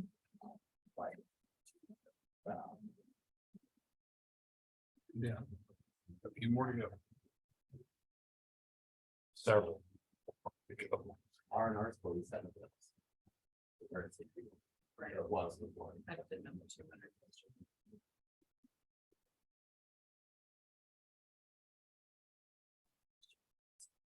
That's years ago, a bill from the city was like. 54,000 or some number like that. That's really changed. Yeah. Okay, so we are pretty much on target, which is good. Wesley, it's our emergency management IT director, 2023 rescue truck emergency equipment purchase order approval. So I submitted the PO for the lights, the siren and scene lighting package for the 2023 rescue truck. This is all state contract pricing through Cage Manufacturing in Meriden, Kansas. And this is to be paid using ARPA funds. It's in the amount of $4,060. Do we have any questions? Yeah, thank you so much. Was this did we get an email like this was gonna be paid for out of our funds and then we didn't get? Yeah, so it's not part of the allocation that you. It wasn't part of 65,000 or really? I don't think that they allocated. That. There is. Engineering from Creel, Clark, and Stewart for Road and Bridge. I'm not for sure if that's still valid, viable. How much was allocated to emergency management? 50,195 from Lewis Chevrolet Buick, and then the 2023 Chevrolet running boards of 173.99. But I think we can still make it work because we allocated 80,000 for your courthouse generator, and the price you sent us today was 65. So we still have a difference. Yeah. That I think we can make it work. Okay, plus the concrete pad will have to be constructed, but that's not that much money. You think it'll be within that 15? That, I mean, I was just thinking, because the 80,000 is what we allocated for that. The concrete's expensive. So we should not do that. Okay, sorry, I was trying to think of a solution. No, I think. Hmm, So why was the 65,000 that was promised not allocated? Because this truck's not done, you still have to put badging on it. That's just Atchison County on the side of it. I would say probably because I did.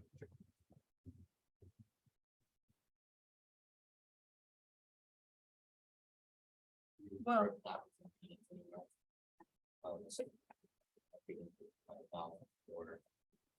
no, Yeah, and it's 100% the email that was sent out with the green bond last year. But yep, you're right. It's right here. I have it.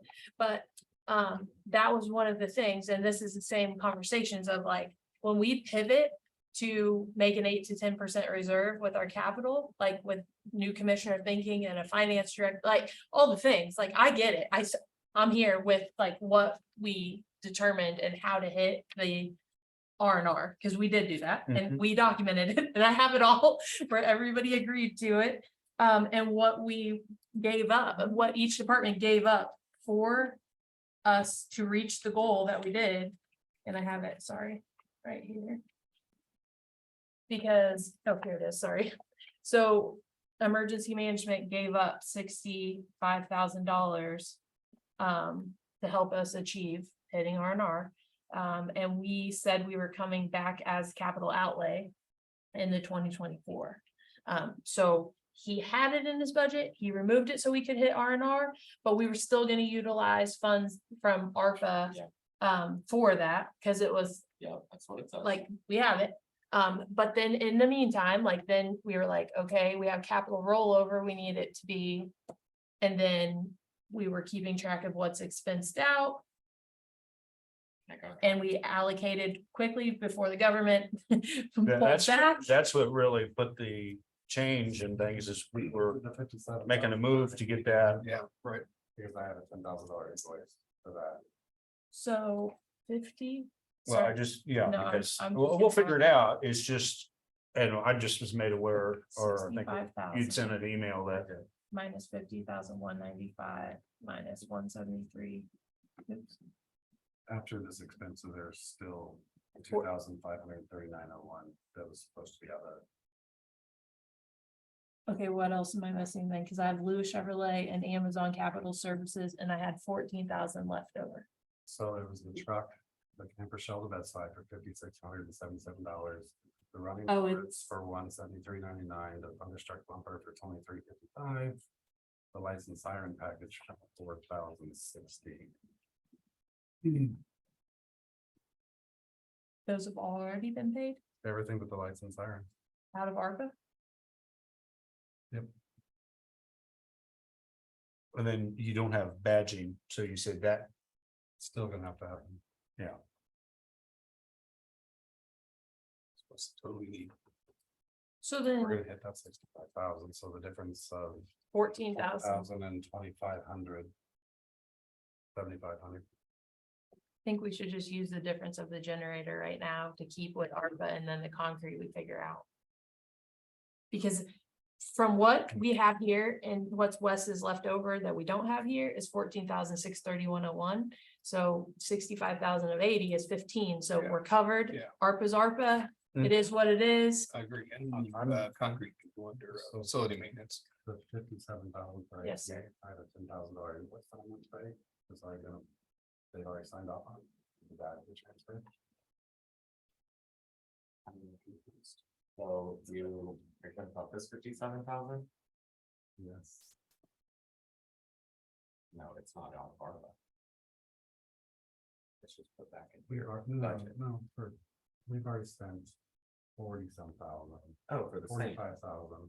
Yeah, but I'm not done paying for that yet. Yeah, so there's It's not gonna finish. this amount left. Okay, as long as that's there. So That part does that there. make That part's sense? there. What's So- the concrete being done with maintenance? Yeah, so I was gonna have maintenance do it anyway, because Brian said he would, and that would save us money and Yeah. it'll be, so. So, yeah, it so won't- that's good.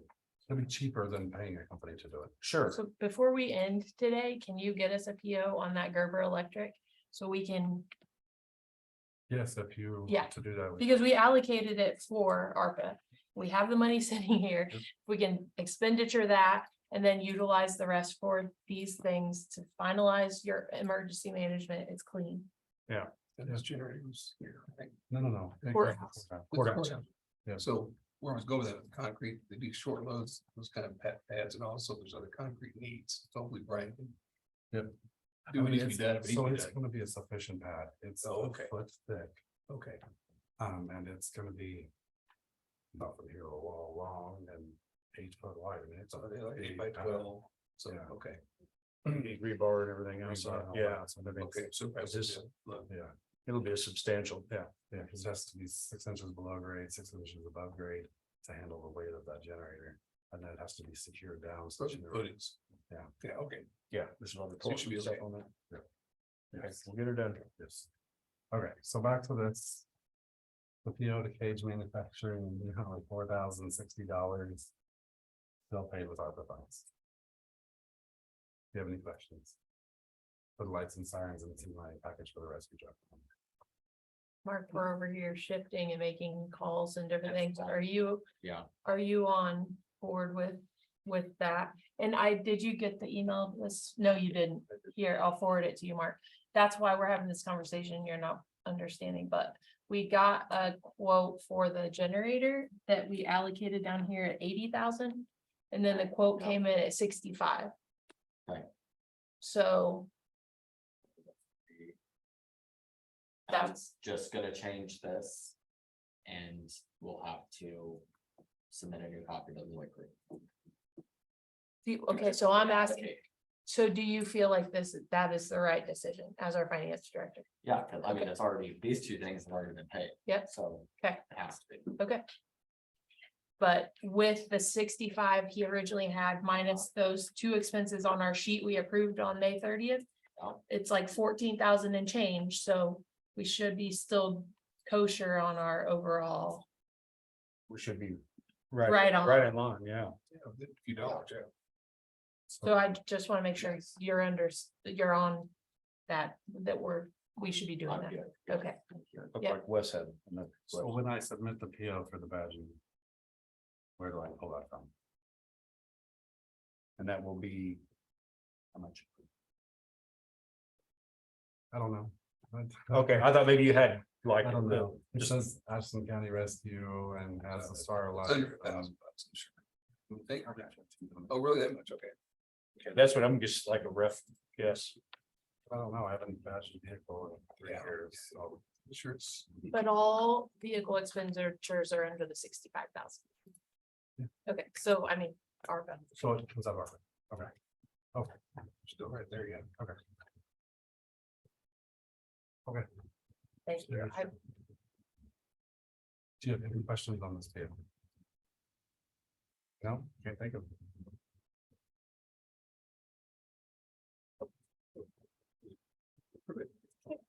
We have a motion to approve purchase order utilizing ARPA funds for emergency management to Cage Manufacturing in Meriden, Kansas in the amount of $4,060. I'll second. And moved and seconded. All those in favor say aye. Aye. Passes 3-0.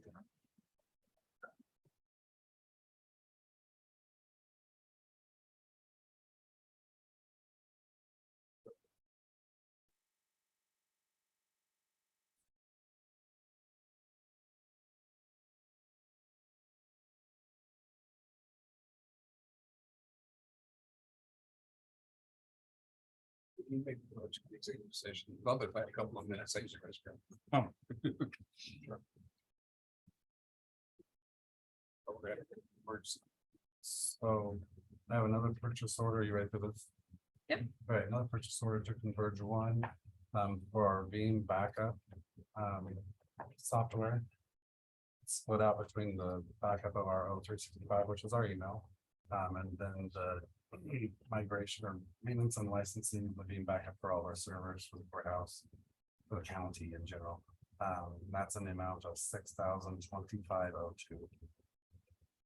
So budgeted item. That's yearly renewal. Is that all software as part of that hardware? No, it's 100% software. It's all software. Because Okay. you have to pay in licenses per mailbox. Yeah. For the Office 365, and then the servers and user files is the 2369.50 and the 789. I have a couple of questions. So when you mentioned the Microsoft 365, then this has to do with them because, So this is the licenses we have to buy the backup are. okay. And we switched the Microsoft 365 for the savings. Okay. Yeah, because it's approximately for a power user, so someone like Michelle or Jody that has all of the applications, that's around $150 a year. And for your kiosk users, so your senior village employees, your road and bridge employees that don't use computers, those are around $2 a month, so $24 a year. So quite a bit of savings. And I know you sent us the breakdown. I don't have it in front of me, but removing the senior village expenses. $3,600. But this is not with senior village. This is just the county. This is every mailbox we have. An actual senior village has had to add 24 mailboxes. So this does not include them over the package. So we are going to have to add 24 licenses like this. And add 24 365 licenses. And they're gonna pay the bill. Okay. I just want to make sure it wasn't included. I'll make a motion to approve. I'll say,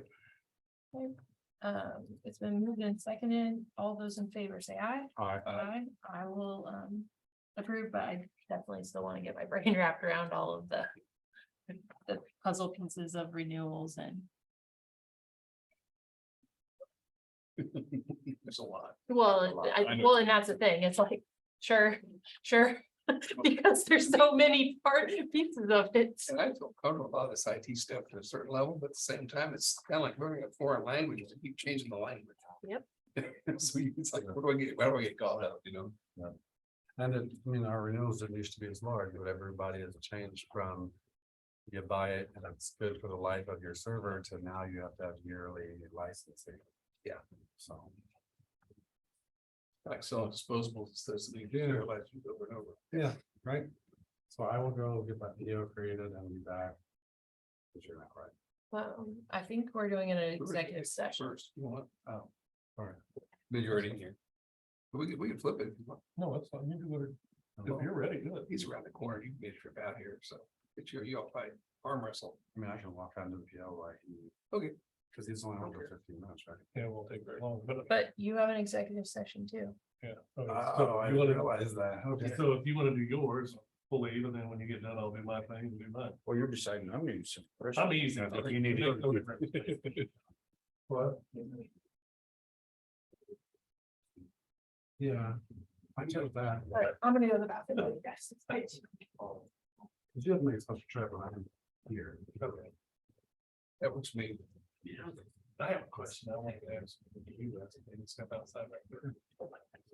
Okay, so I'm gonna step out and let him go. Yeah, that'll work. Okay. And he's. That 61.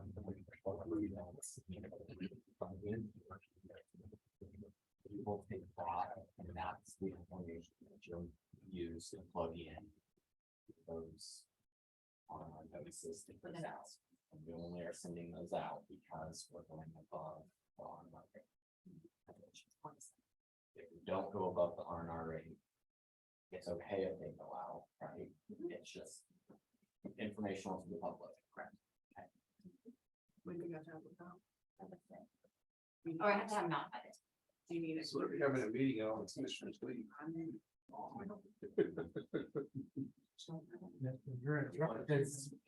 What? I can pass it, I want right now. No, Let's see, I see. Right. because that has Private accounts. parcels. and- They, okay. They have in their, like, created levies. Yeah. There's a new I know one. what happens to Kate's, I don't do that. Yes. They have head retention And problems. I go to the area commission. It kind of calculates the R&R. All kinds of cows. There's all kinds of So crazy. there's not a whole lot of stuff that you have to plug in. All right, so they arm wrestle and Joe won. He's got one. Hey, one. Oh, sorry. I texted Sarah, and it's actually, it's kind of employees one. Okay, so what are we doing? We have, Dawn? we need one more. Joe's going ahead of you. But I have a question that involves West. Oh, okay. All right, so on the old address signs. That keep coming up, some that were missed and everything. It was coming out of 154, and we did away with that. So who is supposed to pay for those, or how's that supposed to? So we knew from the beginning, that we would miss some, we wouldn't get 100% because we don't know everything out in the county.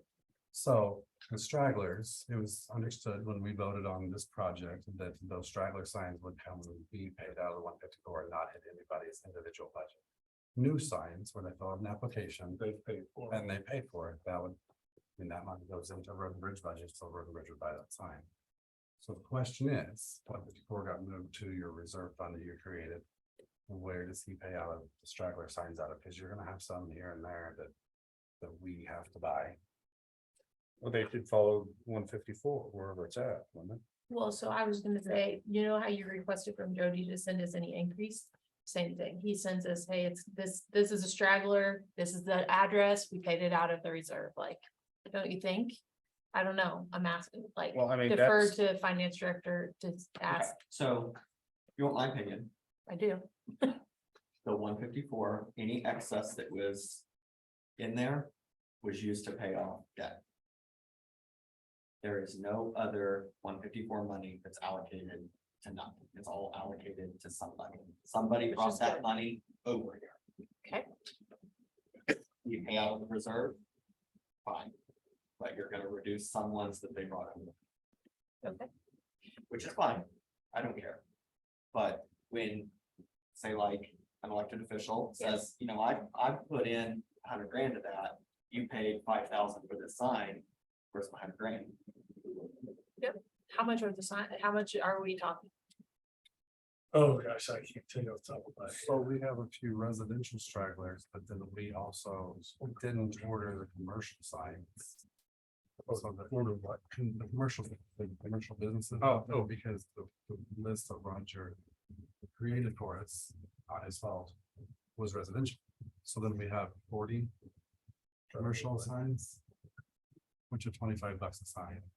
I mean, you're not talking a lot of money, but we absolutely should be addressing the commercial properties in the county also, because there's a higher chance of you getting called 911 to that, or like the departure residents. So I thought you liked our money. It wasn't separated by department, but emergency management will volunteer some reserve money out of whatever I rolled over for this. You're the 128,283. So we talked through this of when we budget elected money and it gets rolled, it's still their money. Pointed money, although we're trying to keep it, if there's a need and somebody gets. Tornado goes through and we have to pull for road or bridge or whatever to make those hard decisions, we have that authority over. Yep. Over Just want that to appointed, be- No, yeah, me too. No. Seems like it fits in emergency management. I would gladly volunteer. We were talking, I can't remember what they're running right now. I know he does all that. they used to be 20. They're 30 some, I think they're 30 some dollars. Well, 100 signs is $3 grand. I mean, Right. you're talking under 100 signs probably. Yeah, I would gladly volunteer that money. Nuisance. Let me tell you, driving down the road at nighttime, responding to 911 calls, it is so easy not to drive past houses now. whereas we were before. Oh, So now I the can't. best thing that we ever did was address the county. The one thing I want to mention though is just that we stay on top of, because we did decide that we need that 8 to 10% reserve.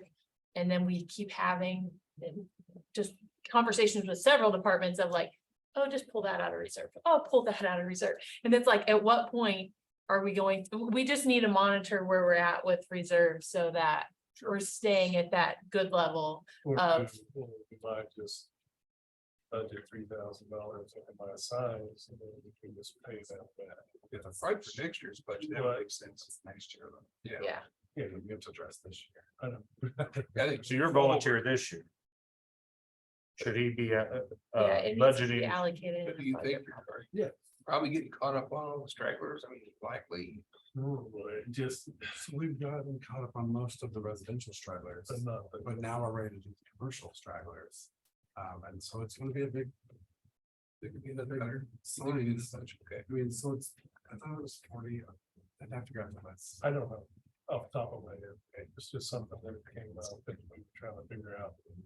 So- what to do, but And we've instead of known him having since to take- this- we've known since the project was initiated that, oh, wait a minute, why didn't we do commercial?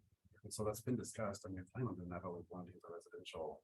along. But this is commercial in the roof. In the rule. Yeah, it's not in the city. Right. It's in the city. Nope. Because the commission only did rural parts. So is that? It's coming out of his for this year? Just Joe need to budget something for next year and beyond. For signs and take care of it. Yeah, I guess, but it's gonna dissipate over time. It should be less and less. It should just go away. Where it's Yeah. zero. Yeah, so. because- How are you finding stragglers right now? Just people calling? People call them. Yeah, we had one the other day. And so, I mean, we drove through the county after. Traffic management was done and checked every sign in the county. And I marked them off and gave those to Emily and That's exciting. oh, it was miserable. Anyway, so we marked them off and we marked the ones that were not installed and the ones that were installed, and then. Traffic management brought back a bunch of extra signs to us that they said were extra, but So then really we've weren't been, extra because they shouldn't have been installed. we've been sorting through those. If somebody calls and there's a problem, then we go out, she's got an inventory of what signs are what, and if we can be reused, they're reused instead of ordered. Yeah. And And we gave them a that's list gotten, of the that's ones. gotten better since March.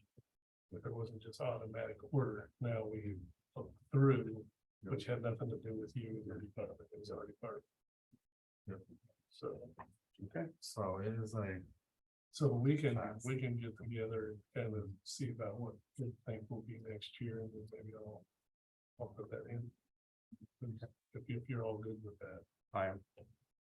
Well, depending on what the dissipation rate is and the commercial recovery, it's not gonna be, we Probably know- we anything know that all needs- it's commercial. I mean, we have a list of that. It just wasn't included in the initial order. It should have been. So I don't see a lot of commercial stragglers. So inside the city limits of Lancaster and Effingham, are there signs we We went don't up? do those, no. Okay, so it's just outside of any municipality, so, yeah, okay. The only towns that got address signs in the city was Potter and Cummings, because they're not incorporated. And you're, Hearns Incorporated. oh, is this, okay. Yes, it is, that's, that is. Yeah. I thought they had incorporated. No, there's no So incorporated. here in Muskota, Effingham, Atchison, Lancaster. Lancaster. There's 5. Yeah. Yep, There's not 4 a sign. cities in third class. Yeah. Yep. But everywhere else do.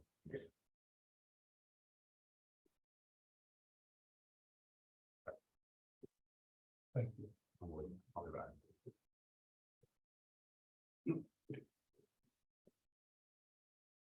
okay, so we decided Joe's gonna give us a right-of-way permit discussion. Okay, so Jeff Hale for Cooners applied for a right-of-way permit due to a plan with NRCS to control water. And in that, they need to put 1.5 foot burn in our ditch that goes from the bottom of the ditch. So it's not something that's gonna be clear at the top of the road to divert the water from our ditch to their terrace to drain the field. This is on 306th Road between Phillips and Pawnee. Now, all this water drains on him into one spot right now. So he's got, it comes from the west, both sides of the hill, water's coming down, and draining into one area.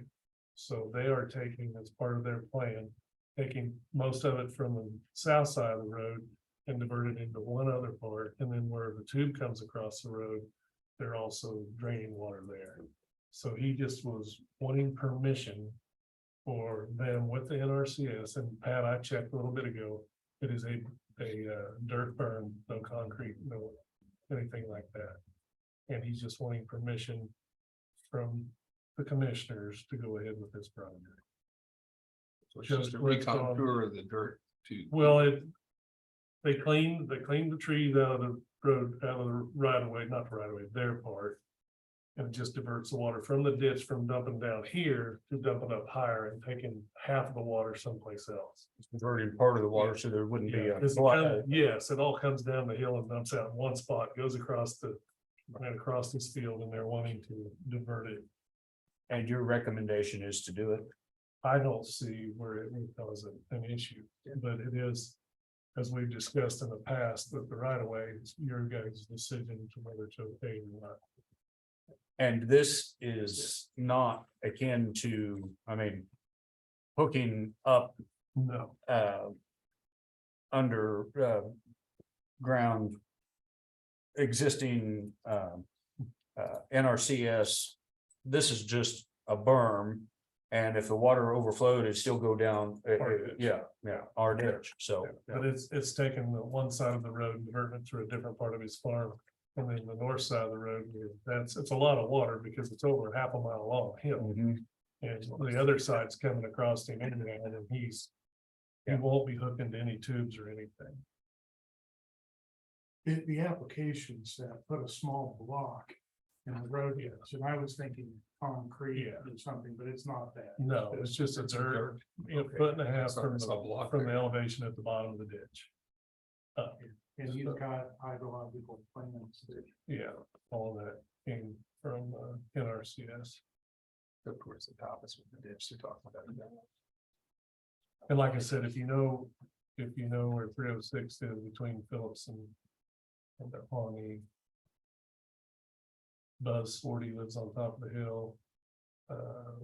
Melvin Miller lived around the corner. It's okay. Lynn Fields, if you know where Lynn Fields lives, it's coming right down that hill. That's a pretty good hill. It is, both sides of the road, Yeah. and water coming off the other farm and everything, so. But he came and talked to me, and we were trying to take the proper steps to get where we need to be. You want me to get your application approved in my motion or this diversion? Both. Okay. With the application. Where is it gonna be? Because there's two. Piker. Andrew Piker. Andrew Piker lives on the farm. And then Johnny Ralston. Okay, so. That's You've got to pull that up. for my motion. It's They farm together. Three yeah, is Pawnee and- Yeah, so that's, So Pawnee and Phillips. it's coming down this hill Right? and right. Approve the application and diversion. That's the way I would state it. Okay. Here's the drainage from the other side of the road right here. Jeff Hale. And I don't Jeff think that's Hale's sure the that is, producer. but another. He's the owner. And then Luther would be, Oh, there- clarification on that. Yes, the braid here. Because The other I don't know if he had the actual, right in here. I'd seen the permit. Block would be about right where that line is. On the east side of it, and you're bringing the terrace around the hill. And the other water, you can see, you can make that bigger.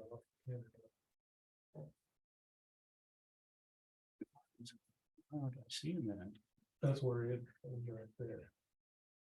And this is also showing the chicken coop and- Yeah, this is where Piker goes, but it's all connected around.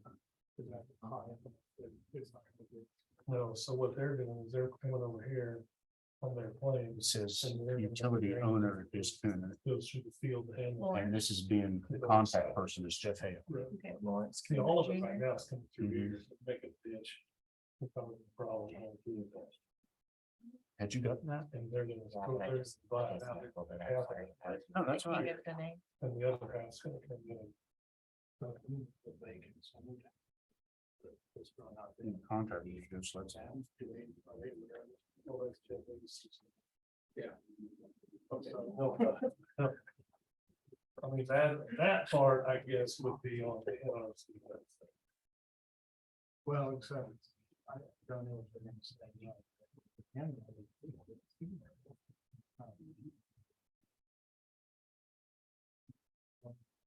I mean,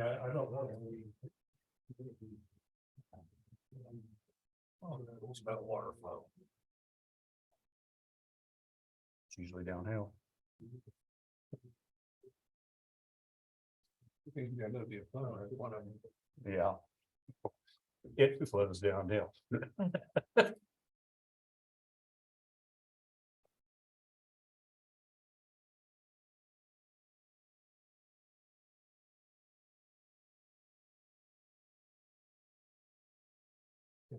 But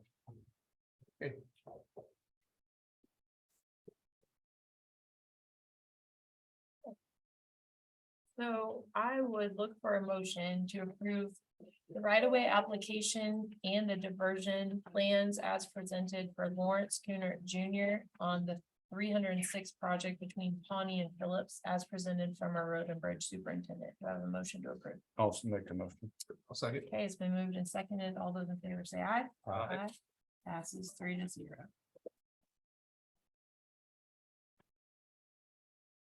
Okay, department update. did you wanna go over our meeting? So, sorry, yes, I put that on the agenda this morning at 10:15, but go ahead and give your synopsis. I just, She So- told It us was- in. yeah, it was good. It was good. So we met with NRCS and Jeff Hale's one of the directors, or I don't know. And we discussed hooking on to road pipes, and none of them thought that it was a practice that should be going on. And we are going to work with them on their projects. I've taken my business cards up there, and if they're talking to a farmer and then they say, maybe you need to talk to the county or whatever, they will grab my business card and they're gonna do what they can to call and get in contact with us, because they don't want it to be about anything. So, and it was very good, lasted an hour or so, and we touched on things that had happened in the county so far, and discussed what would happen in the future, and we're both gonna try to work together to eliminate some of this. I mean, it was a good meeting. It was I very thought. Very good. Very good. So. Okay. Did you have anything else to add to that, Casey? Nope, that was my summary. It really, it was. Yeah.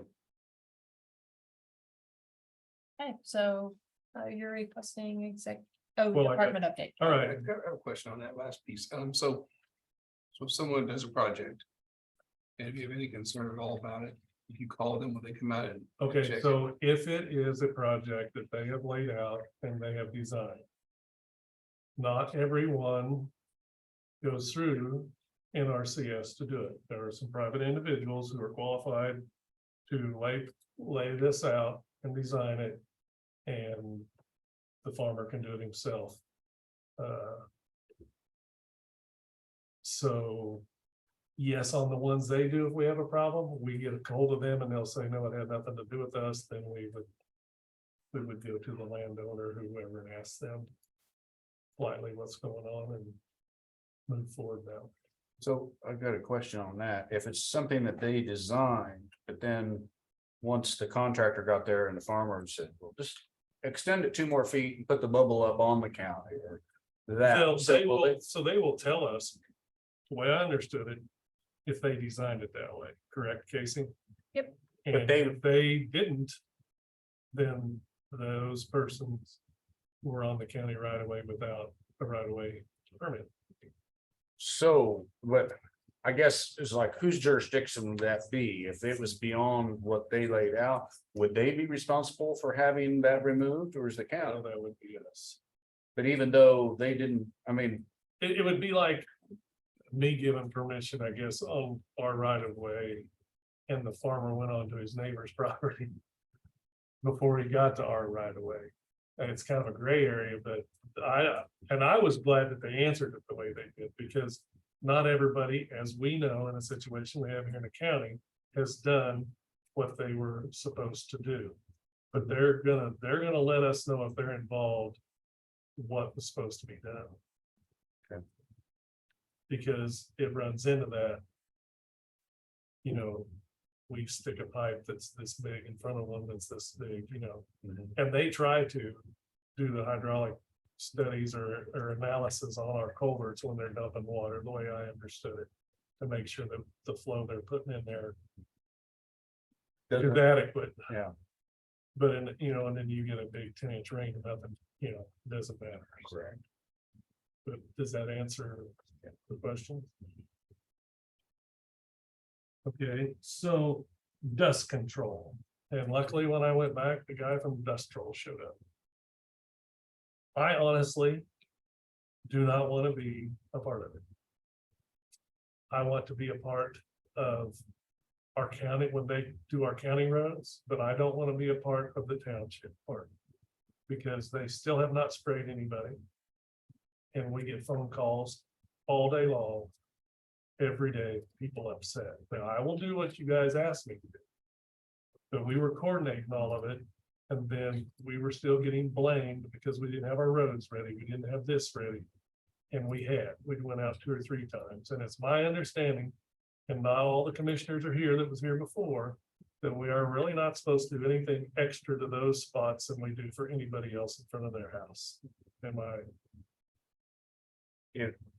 as I remember, was Preparation, you mean?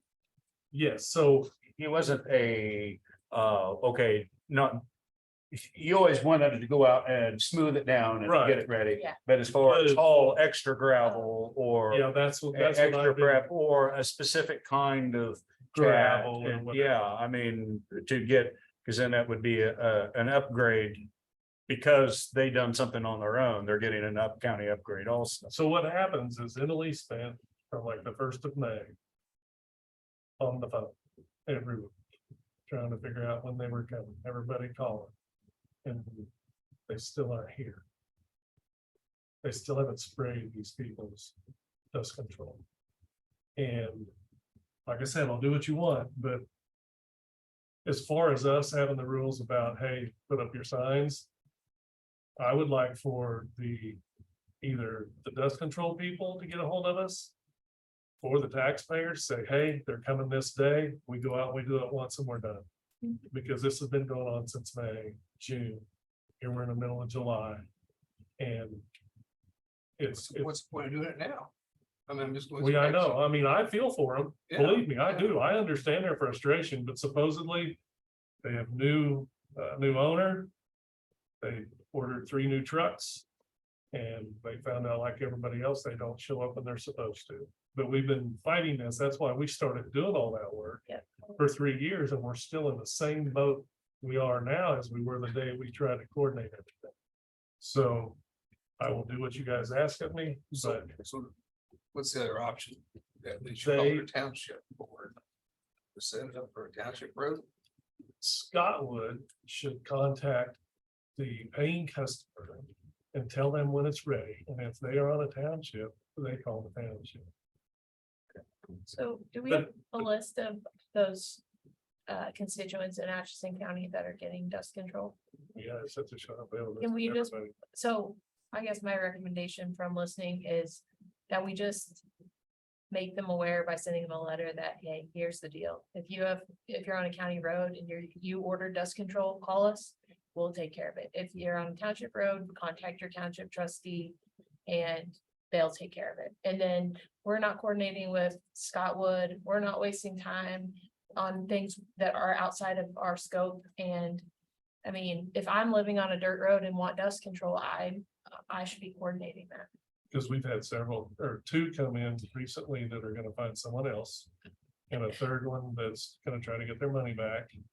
And it just seems Well, they like this, prepaid this, they well, still. oh, yeah, they had to pay before. Oh, wow. And I remember, And then they're gonna be mad at me in November or whenever, when I need to blade the road. And they've only had dust control for 3 months or 4 months. You know, and I remember the efforts were to try to streamline it for us, but obviously that's not happening. And since then, there's actually county folks that have the option of spraying dust control that have gotten certified. So Scottwood might not be that. I mean, because people are Well, word of mouth, right? It's I, like, I told him today that he needed to talk to his customers. yeah, I think so. And because they're fed up with it. You know, if you think about it, if you paid for it the 1st of May or Oh, yeah. 1st of April, and here we are August, Half of And- it's gone, half the life of and it's they gone. haven't sprayed it, they have the right to be upset. My only thing is just communicating to our constituents. If we're changing something in our process and practice, we let them know. So what we can do is we can send a letter out to her emails, however she has to get a hold of them, because we're in contact with them a lot. Yeah. To the people on the county, That or sounds good. we can send them to everybody so that they know Can that, you send us contact information too? Or not? yes. Okay.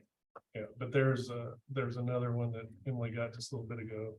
That's who we've been telling him to call. He said to do the same, but it's got to the point where we're wasting time on this, where we've got plenty to do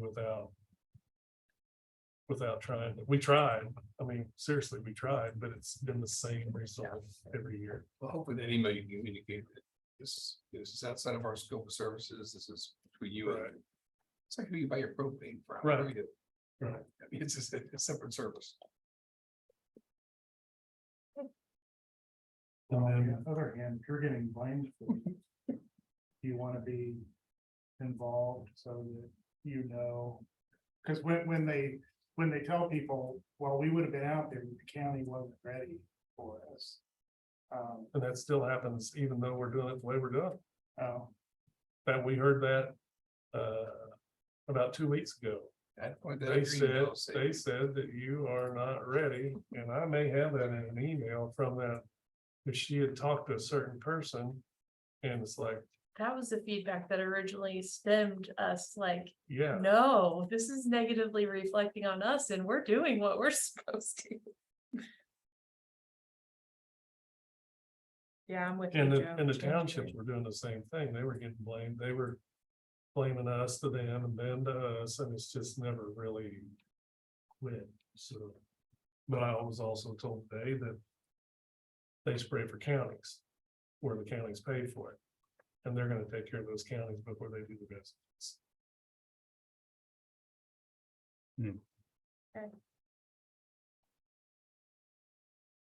Okay, I believe. Unless anybody has any questions, I did get. Mindy from Peppercorn stopped in last week and gave me all the information on the Morton Road project. And she has books, all the receipts, everything that went on the whole time. She's got a big book that we're getting notarized to make it a legal document, so if we have any questions or anything, doesn't cost us anything. It's there, but she's got every test, everything she done. In that, if everybody would like to see any of that. I can get it to where you can, make it available. And then she has a little thumb drive that has pictures, if anybody wants to see any of that, let me know and I can get it to you guys. Thank you. So I really think that they've been very thorough with everything they've done. So that's all I have for this part. You're requesting an executive session? Yes, 20 minutes. yes. Yes, get started, can't you? Okay, back.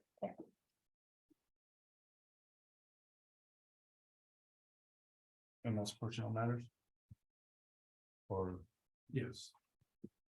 I'll move that the Board of County Commissioners recess into executive session at 12:14 PM to discuss personnel matters of non-elected personnel as allowed by K.S.A. 75-4319B1, and that the purpose of the closed session is to protect the privacy rights of the employee, and that the board come out of executive session in 20 minutes in the EOC 10443 US Highway 59, and those present will be the three commissioners, Joe Snyder, Mark Seltner, and Jody Moore. Okay, I'll second. It's been moved and seconded. All those in favor say aye. Aye. Aye, passes 2-0.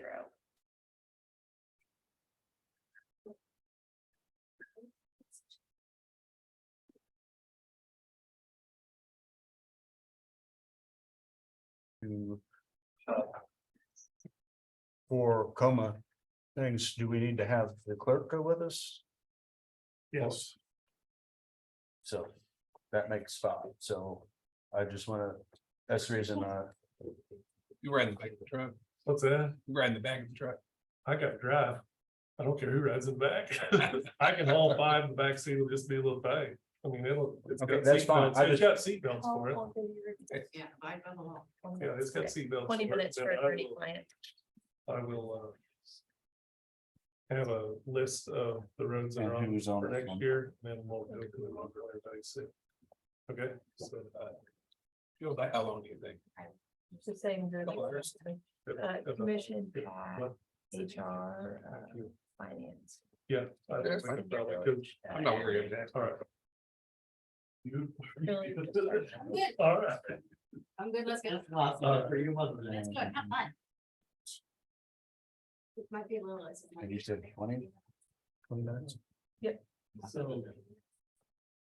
When can I talk to those people? Really far, man. Okay, I'll take care of it. It's all good. Thank you all. Have a great Have a day. good day. I'll see you guys. Got Sam out here with your phone. All right. All right. Camera is on.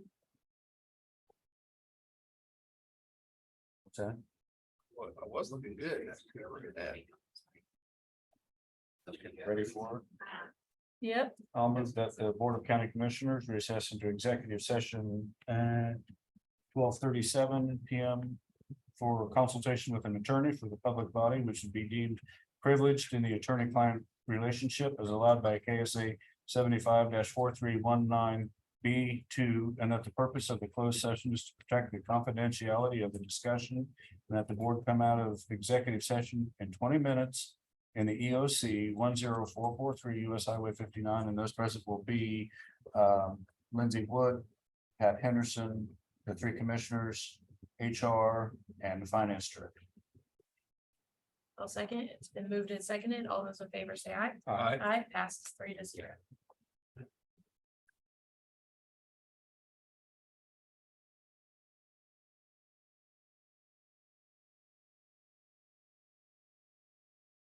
Wes. Just to see, because now since we have transportation and activities, then we only have one desktop for them. So.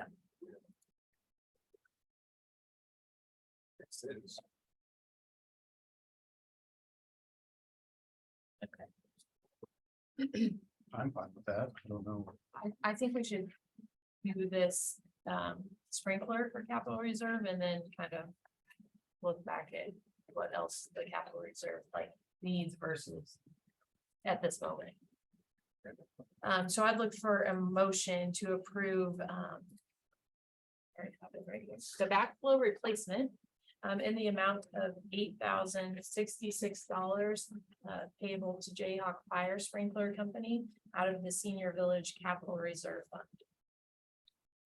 As presented from the Senior Village Administrator. So. Second. Okay, it's been moved and seconded. All those in favor say aye. Aye. Aye, passes 3-0. Okay, yeah, thank you.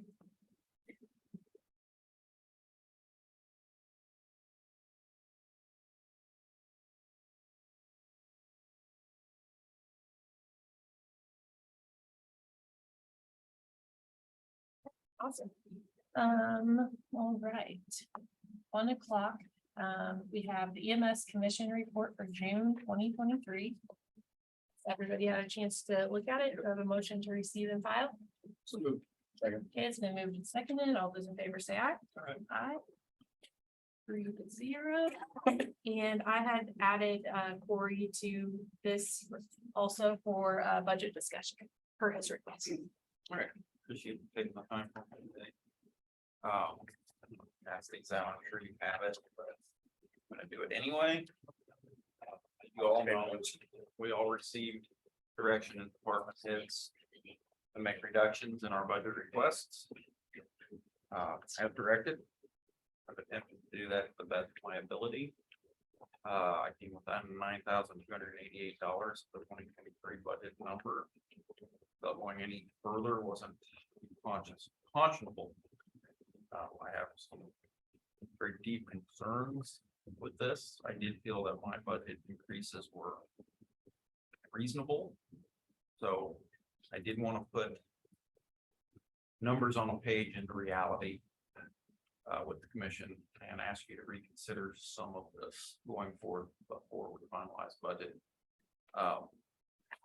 First and foremost, I did not want to in any way, shape, or form cut any potential raises for my staff. These people are the backbone of what we do. They're the reason we're successful. They are in high demand. And I realize it's called cost of living increase. But the reality is they merit this increase. It is a very open job market for EMS and medical professionals right now. And we can't afford to lose. I wanted to stress I've tried everything I could do to follow direction on this and get it down there, but I don't in any way, shape, or form want to cut their raises. Without people, you've got me sitting in an office, and I'm no good in that capacity to try to run every call. We have to have. So I did what I could do. I wanted to highlight. I circled a number of line items that had to be brought to zero to even begin to accomplish this. Capital outlay is a concerning one. I don't want to end up in the same boat we were in 2016 and have outdated, unusable equipment again. That's a concern. I know we've talked about some ARPA funds, but we could get behind again really, really fast. Another one I wanted to highlight is training. Now, I had to balance a decision there. Do I keep people or do we keep training? You can see where my decision is. And then reducing our medical equipment and our medical supply budgets.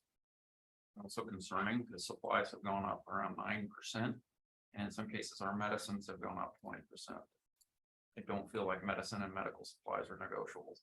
I hate to sound insubordinate, but they're just not. So that's the changes I've made. But the reality is those equate to changes on the ground and changes in how we provide service if we're going to keep staff wage increases and the associated benefits in place. So currently, we make every effort to staff 4 ambulances during the day, especially during our peak hours, 4 to 6 in the afternoon, and staff 3 ambulances through the evening, weekends, and holidays. To try to cope with the request, I've looked at reducing to 3 ambulances during the day and 2 ambulances at night in those instances where somebody calls off sick or is on vacation. So it wouldn't be an everyday thing, but it would have a drastic effect on our ability to provide service. Where that becomes concerning for me is our call volume is up, especially since 2018. We steadily go up. But the bigger concern in that is the instances where ambulances are simultaneously on calls since 2018 has gone up 85%. So while they still may spend some time waiting for a call, the instances where we are 3 and 4 calls deep all at the same time occurs a lot more often. The hospital call transfer volume has gone up. That concerns me that I won't be able to handle all their transfers or the vast majority as we have thus far. But I may have to make changes in how we provide transfers, which may delay somebody with a heart attack getting to a cath lab, and that concerns me. So there's some other little measures I can take. They're kind of drops in the bucket. One of them is potentially increasing our apparatus oil change and maintenance intervals.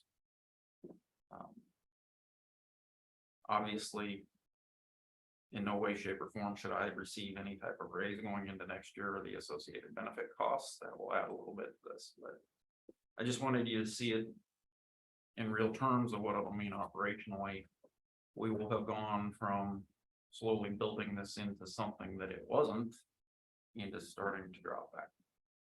So. But I have questions, very open to them. There's other things we can do to try to keep the budget manageable, but these are big concerns for me. So just want you to consider that as you go forward before the budget's finalized.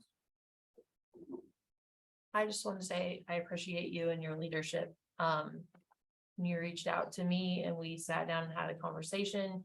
I mean, when the commission is dealing with a dozen budgets and a dozen things, we kind of have to set the ground rules. And when we're being taken advantage of in certain situations, we have to reel that back. But I appreciate you and applaud you for your leadership of how you handled this. And I think it's the commission's job to sit down and determine, it's not a one size fits all, but this was a challenge. And I think this challenge put people at a level of rising to leadership or not. And we need to have those discussions, and we're going to start having the one-on-ones with departments as well. So thank you. I'm here at any time to answer. Just wanted this on the table. Yeah, I appreciate your effort too. I mean, I know it's tough crunching numbers when it's a public health and emergencies, it's, you know, but I think we need to have the option, at least, of looking at this or adding back some. I mean, it may depend on where we come out with other budgets too, so. Yeah. I understand your constraints and your pressures but my job is to provide the best game.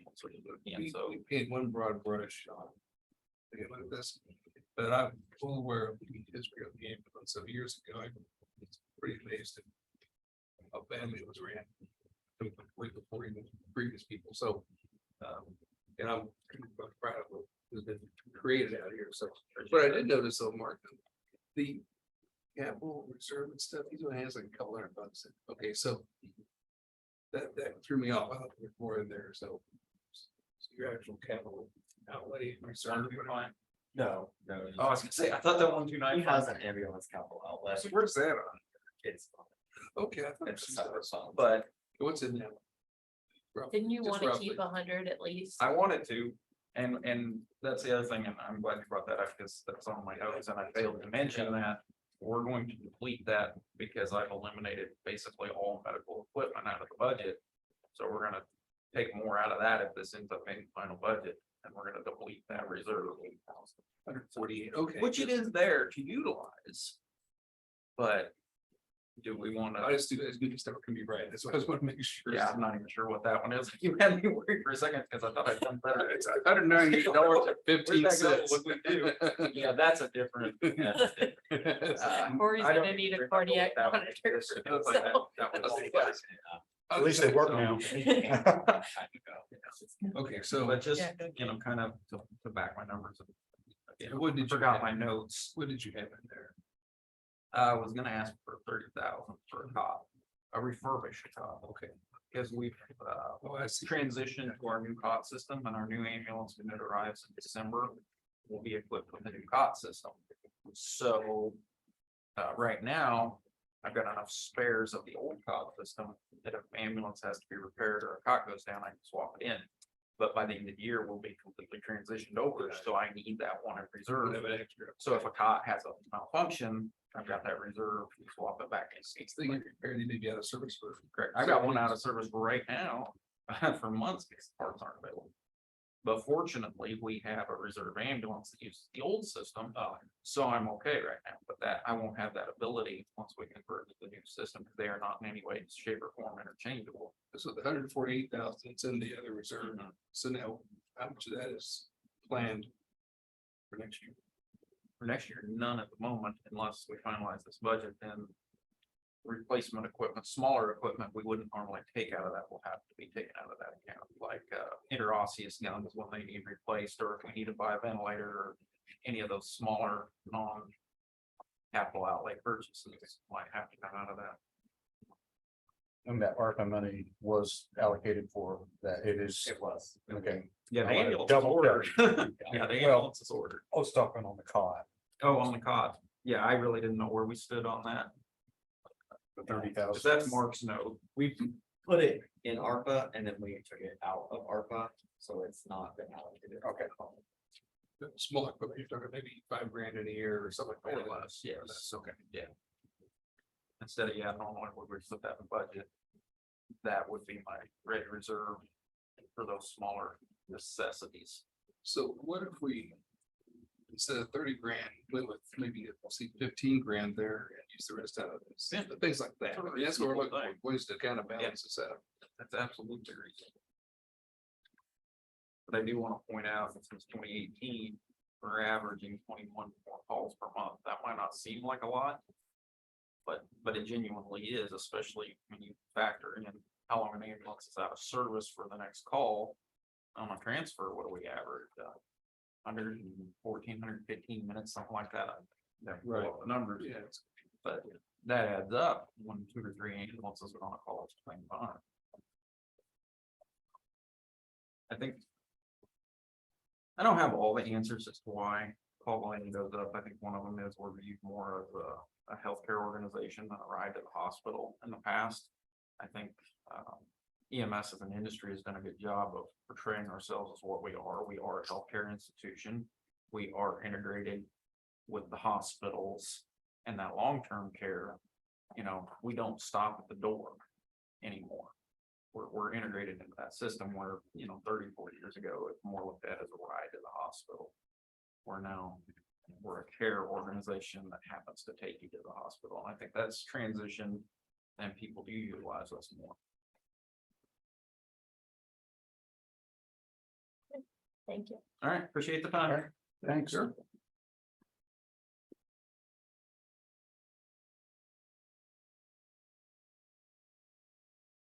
I have the USD 377 and ASF request for payment for the third quarter maintenance of the sports complexes. And so it'll be 2,500 to USD 377 and 10,000 to ASAF. So a total amount to be paid of 12,500.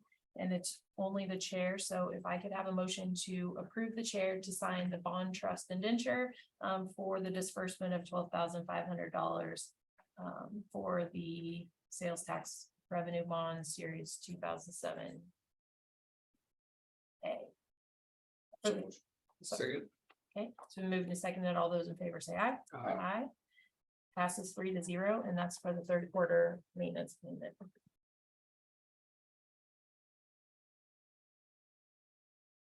Okay, I also have a couple more additions that I'm gonna add in here. Since we've been in our meeting, we have some additional information from our IT director. He solicited quotes from Gerber Electric, Hawk Electric, Betts Electric, Molt Electric, and Pickman Electric on our generator for the courthouse. We received the estimate back from Gerber Electric. So his recommendation would be to move forward with Gerber Electric being paid out of our ARPA funds in the amount of $65,149.13. And if you remember, we allocated $80,000 for this project because he was still in the process of getting bids. So it's there. I was surprised you got that good a price. Those things have been running. So moved. Second. It's been moved and seconded. All those in favor say aye. Aye. Aye, passes 3-0. And then one other update that I wanted to share, that just came across to us. From Stacy Waggle, our solid waste director, is she is planning to start the new tire program on August 1st. So the tire cutter arrived and they're working on getting everyone trained. And within the next week or so. So the first attachment, so she's sending the information to KDHE of their facility operating plan and getting all of the ducks in a row, but that is their goal, is to begin August 1st. So. And do we have to approve that plan before she sends it in, or is that something she can just send? Just asking, I don't know. I know they have to do on annually a plan that you have to approve, and there's also the solid waste committee that has to approve it. I don't know if this type of change would require, that's a question for her, I think. Okay, just asking, so make sure we get it right. So just wanted to update you guys on that. There's actually PDFs on the change. Which is just like the one-page informational, yeah, I don't think it's, Oh, thanks.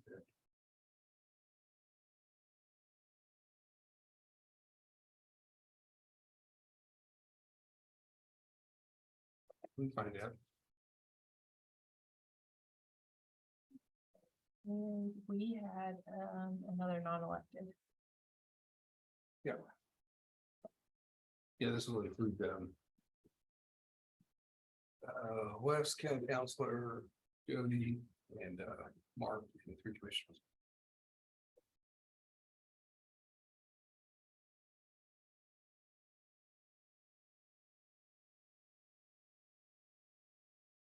And that. Yeah. Yeah. For how long? 30 minutes. What are those? Personnel matters? Yeah. I'll move that the Board of County Commissioners recess into executive session at 1:16 PM to discuss personnel matters, non-elected personnel as allowed by K.S.A 75-4319B1, that the purpose of the closed session is to protect the privacy rights of the employee, and that the board come out of the executive session in 30 minutes in the EOC 10443 US Highway 59, and those present will be the 3 commissioners, Wes Lander, County Counselor, Mark Sefner, and Joe. Second. Okay, it's been moved and seconded. All those in favor say aye. Aye. Aye. Passes 3-0.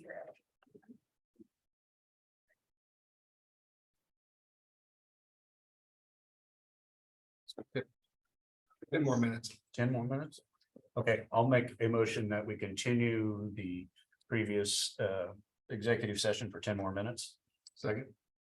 It's been moved and seconded. All those in favor say aye. Aye. Sorry, my brain wasn't. yet. I know that. I know exactly.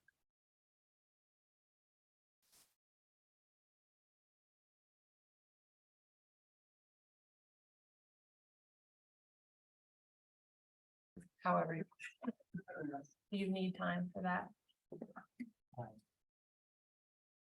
Or we can just. Personal consultation. I mean, honestly, I would like to ask some questions to him during the open meeting just for clarification on my own, but, okay. So unfinished business?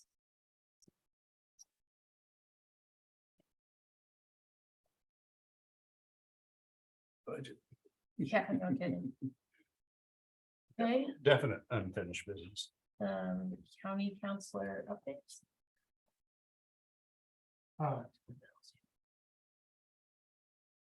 Grasshopper Township has funneled a petition to vacate a road to me, so they're in favor of it. By statute, though, that's a county commission obligation to deal with those roads. We've only done this, I think, in the time I've been here. I think one other time where we vacated the road, maybe it was twice, but I can only remember one other time. And there's a procedure where you can either take the Board of County Commissioners to go out and view, or you can appoint road viewers to go look at it. And in the other situation,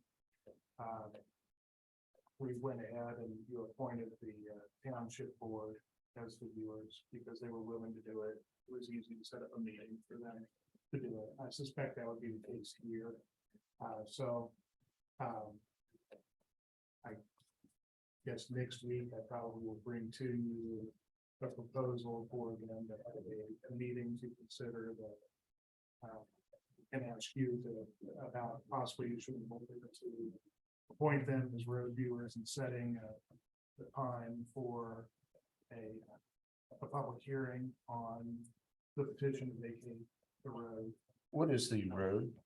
What is the portion of road? 326.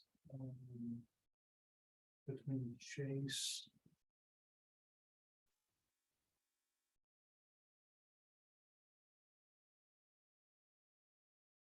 Between Chase and Chautauqua.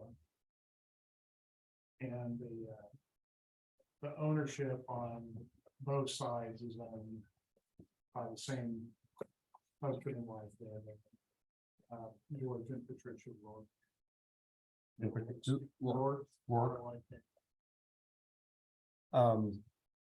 I would suggest that Grasshopper Board be the viewers. Can't think of any reason. It's in my district. I may run up there and just take a quick look to see if I can spot any potential reasons that we shouldn't do that. But Yeah, it's a ways out there. I haven't heard that. Say it's way out there. Yeah. So is there any utilities there or anything like that? It's just a, Do not hear. yeah, so. No easements, no. No, and in fact, the road record on there was fairly sparse. It's not what I was used to seeing with most road records, but it also, that may just mean it's an older road. Because there was a statute that made section lines, made them roads and made them open during that time. a quick question, when you're a viewer, what then, do you just sign a paper that you viewed it and recommend it for closure, or? They do that, they make a recommendation. And they also, if people have claims for damages, then they present those to the viewers as well. In this situation, and in the prior situation, we require a bond from the petitioners that they would be responsible for any damages that are requested or paid. And they have signed a signature bond for that. I think it's unlikely that there would be any, since they're on both sides of the road. And it was the way it was described to me. I don't think anybody's using it. That's how I always get to see them. So, Right, just dirt and ruts off of it. that's what I'm thinking. Yeah. Well, I don't know where our road tour is gonna end up, but what if we're, Oh, that's true, yeah. what if we're nearby, that should we? That's about a day's ride by horse. So, I mean, I just wondered if that would be something that we could swing by. If, I don't know where Joe's all taking us on our road tour today, but We get close to that that's area. clear north and west of the county lakes. Yeah, it's up there. Yeah, I mean, there wouldn't be anything wrong, sir, going by there to do it, but you have to set a time and a date and place for the meeting. So, and then there has to be publication notice, and they will pay the publication costs. The petitioners. Okay. And or they'll reimburse them, I should say. And then there's actually a meeting that takes place that the public. Once we go out and meet with them, they can. I think it's somewhat unlikely, but anyway, that would be coming up next week.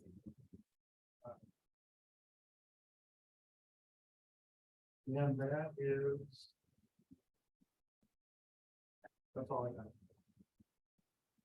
got. May I ask you, I'm not trying to put you on the spot, we need to look into it, but, so over the weekend, I reviewed, all the info that I've ever received through K.S.A. of the role of a county commissioner, commissioner's job description, county commissioner role, like all of it. It is our job to ask questions, within the organization. It is our job to put the information out transparent to the public. Within any of that, I mean, the guidance is really like, as much as you can say, the better, because it's all open record, all open for the public's acknowledgement, I guess. But is there anything that I am doing wrong by pointing out parts of the budget? I feel like we should look into more. like, I guess posing questions. Like, that's my job. As a commissioner and looking out for the taxpayer dollars and all the things.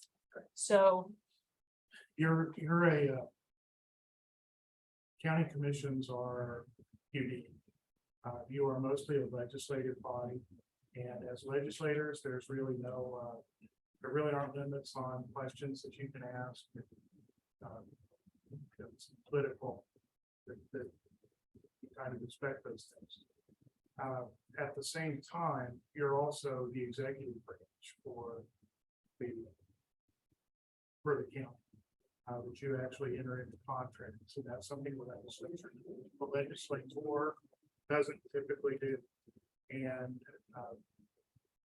depending on the commission or the commissioner and the situation and the needs of the particular department, that can be a more or less hands-on role. And I'm painfully aware of situations where it was needed to have additional, it was very welcome to have additional input, questioning, guidance from an individual commission. And you'll get, I guess, second guessed about that. Never, there's a disagreement about it, but I've taught it, and it turns out to be the right thing in a specific situation. In general, I know that there are some counties where that have administrators and commissioners don't typically talk to department heads at all in those communities.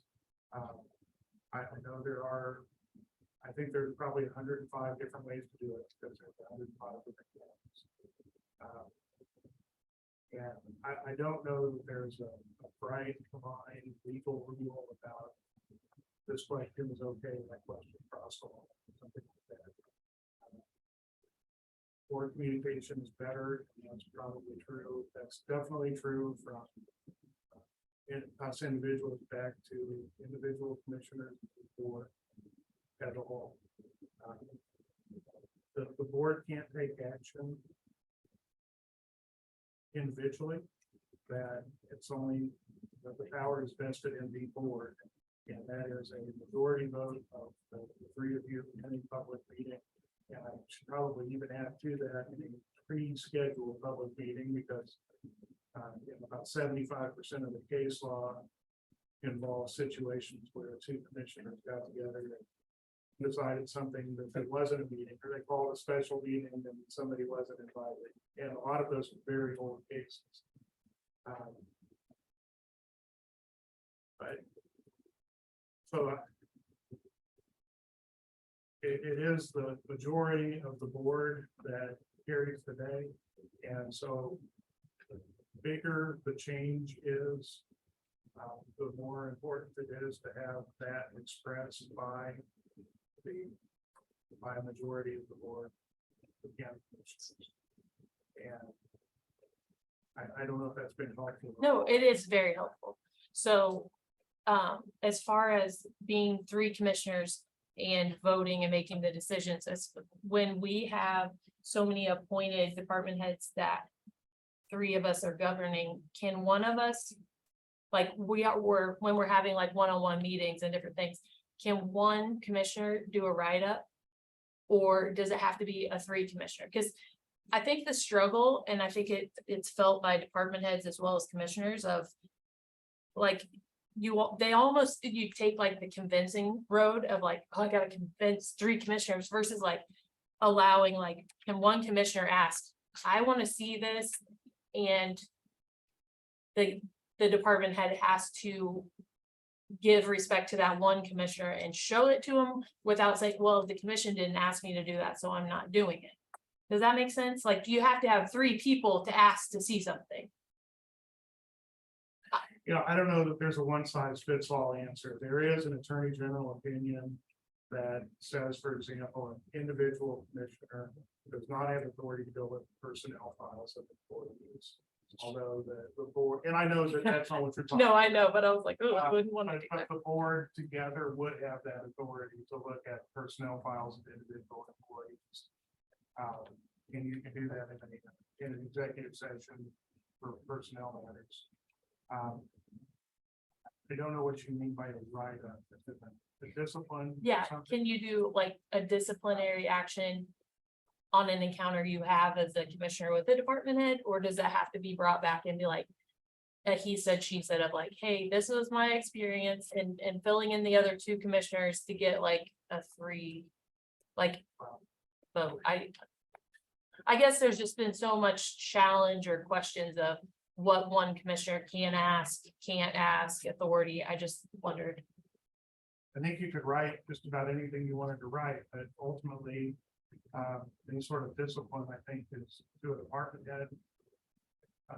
Is going to be the majority of the board that to decide that. Okay. So I don't know the reason why the commissioner couldn't do that, but still the ultimate decision about how to handle something like that would be for the board. If you're talking about an employee that's below the level of the department head, then I think you could make a report to the department.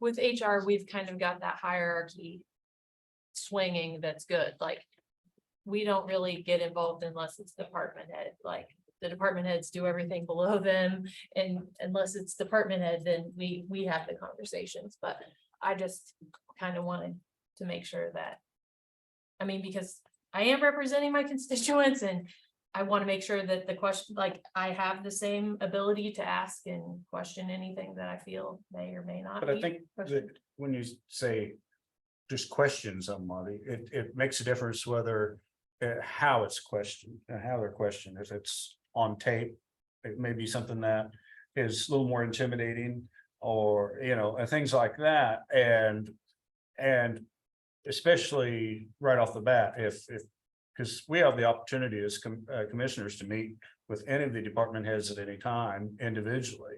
And if we have things that we really want to ask, and if they're not forthcoming there, it maybe be advanced up the ladder and get help with the other commissioners and then ask questions. But I think when they're brought and the first time they hear about something is an open session, I think it's intimidating.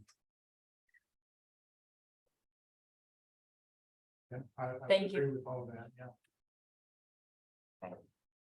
Appreciate your guidance. Okay. Thank you. Okay, expenses. Have you guys all had a chance to review the expenses? I'm in the Yes. process of it, so I can. Yeah, got all the signature pages out, didn't I? I think I did. I think they're all out. I moved to approve the expenses. I will second. Okay, it's been moved and seconded. All those in favor say aye. Aye. Aye, passes 3-0. Public comment? Any public comment?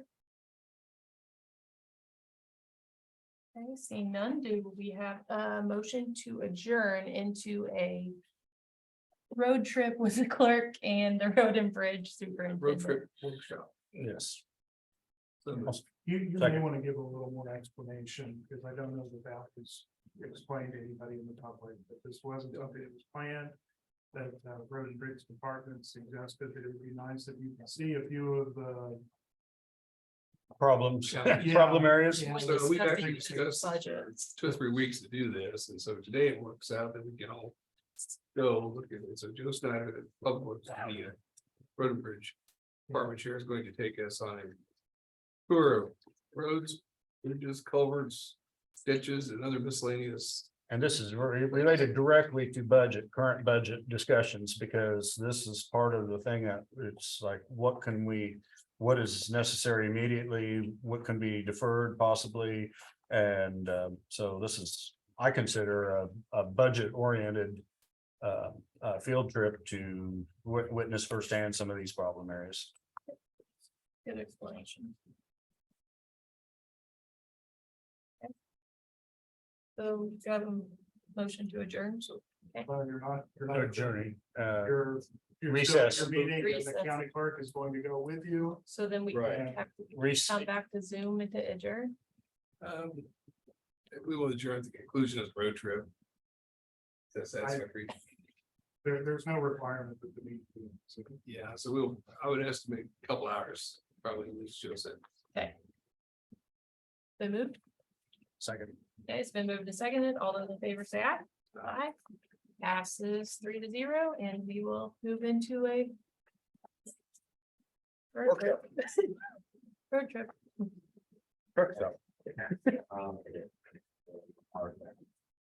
Let's see, I guess, with the reading, the 6 pack.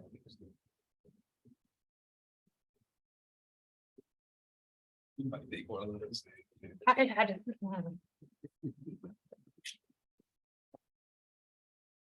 I'm gonna leave this here just in case.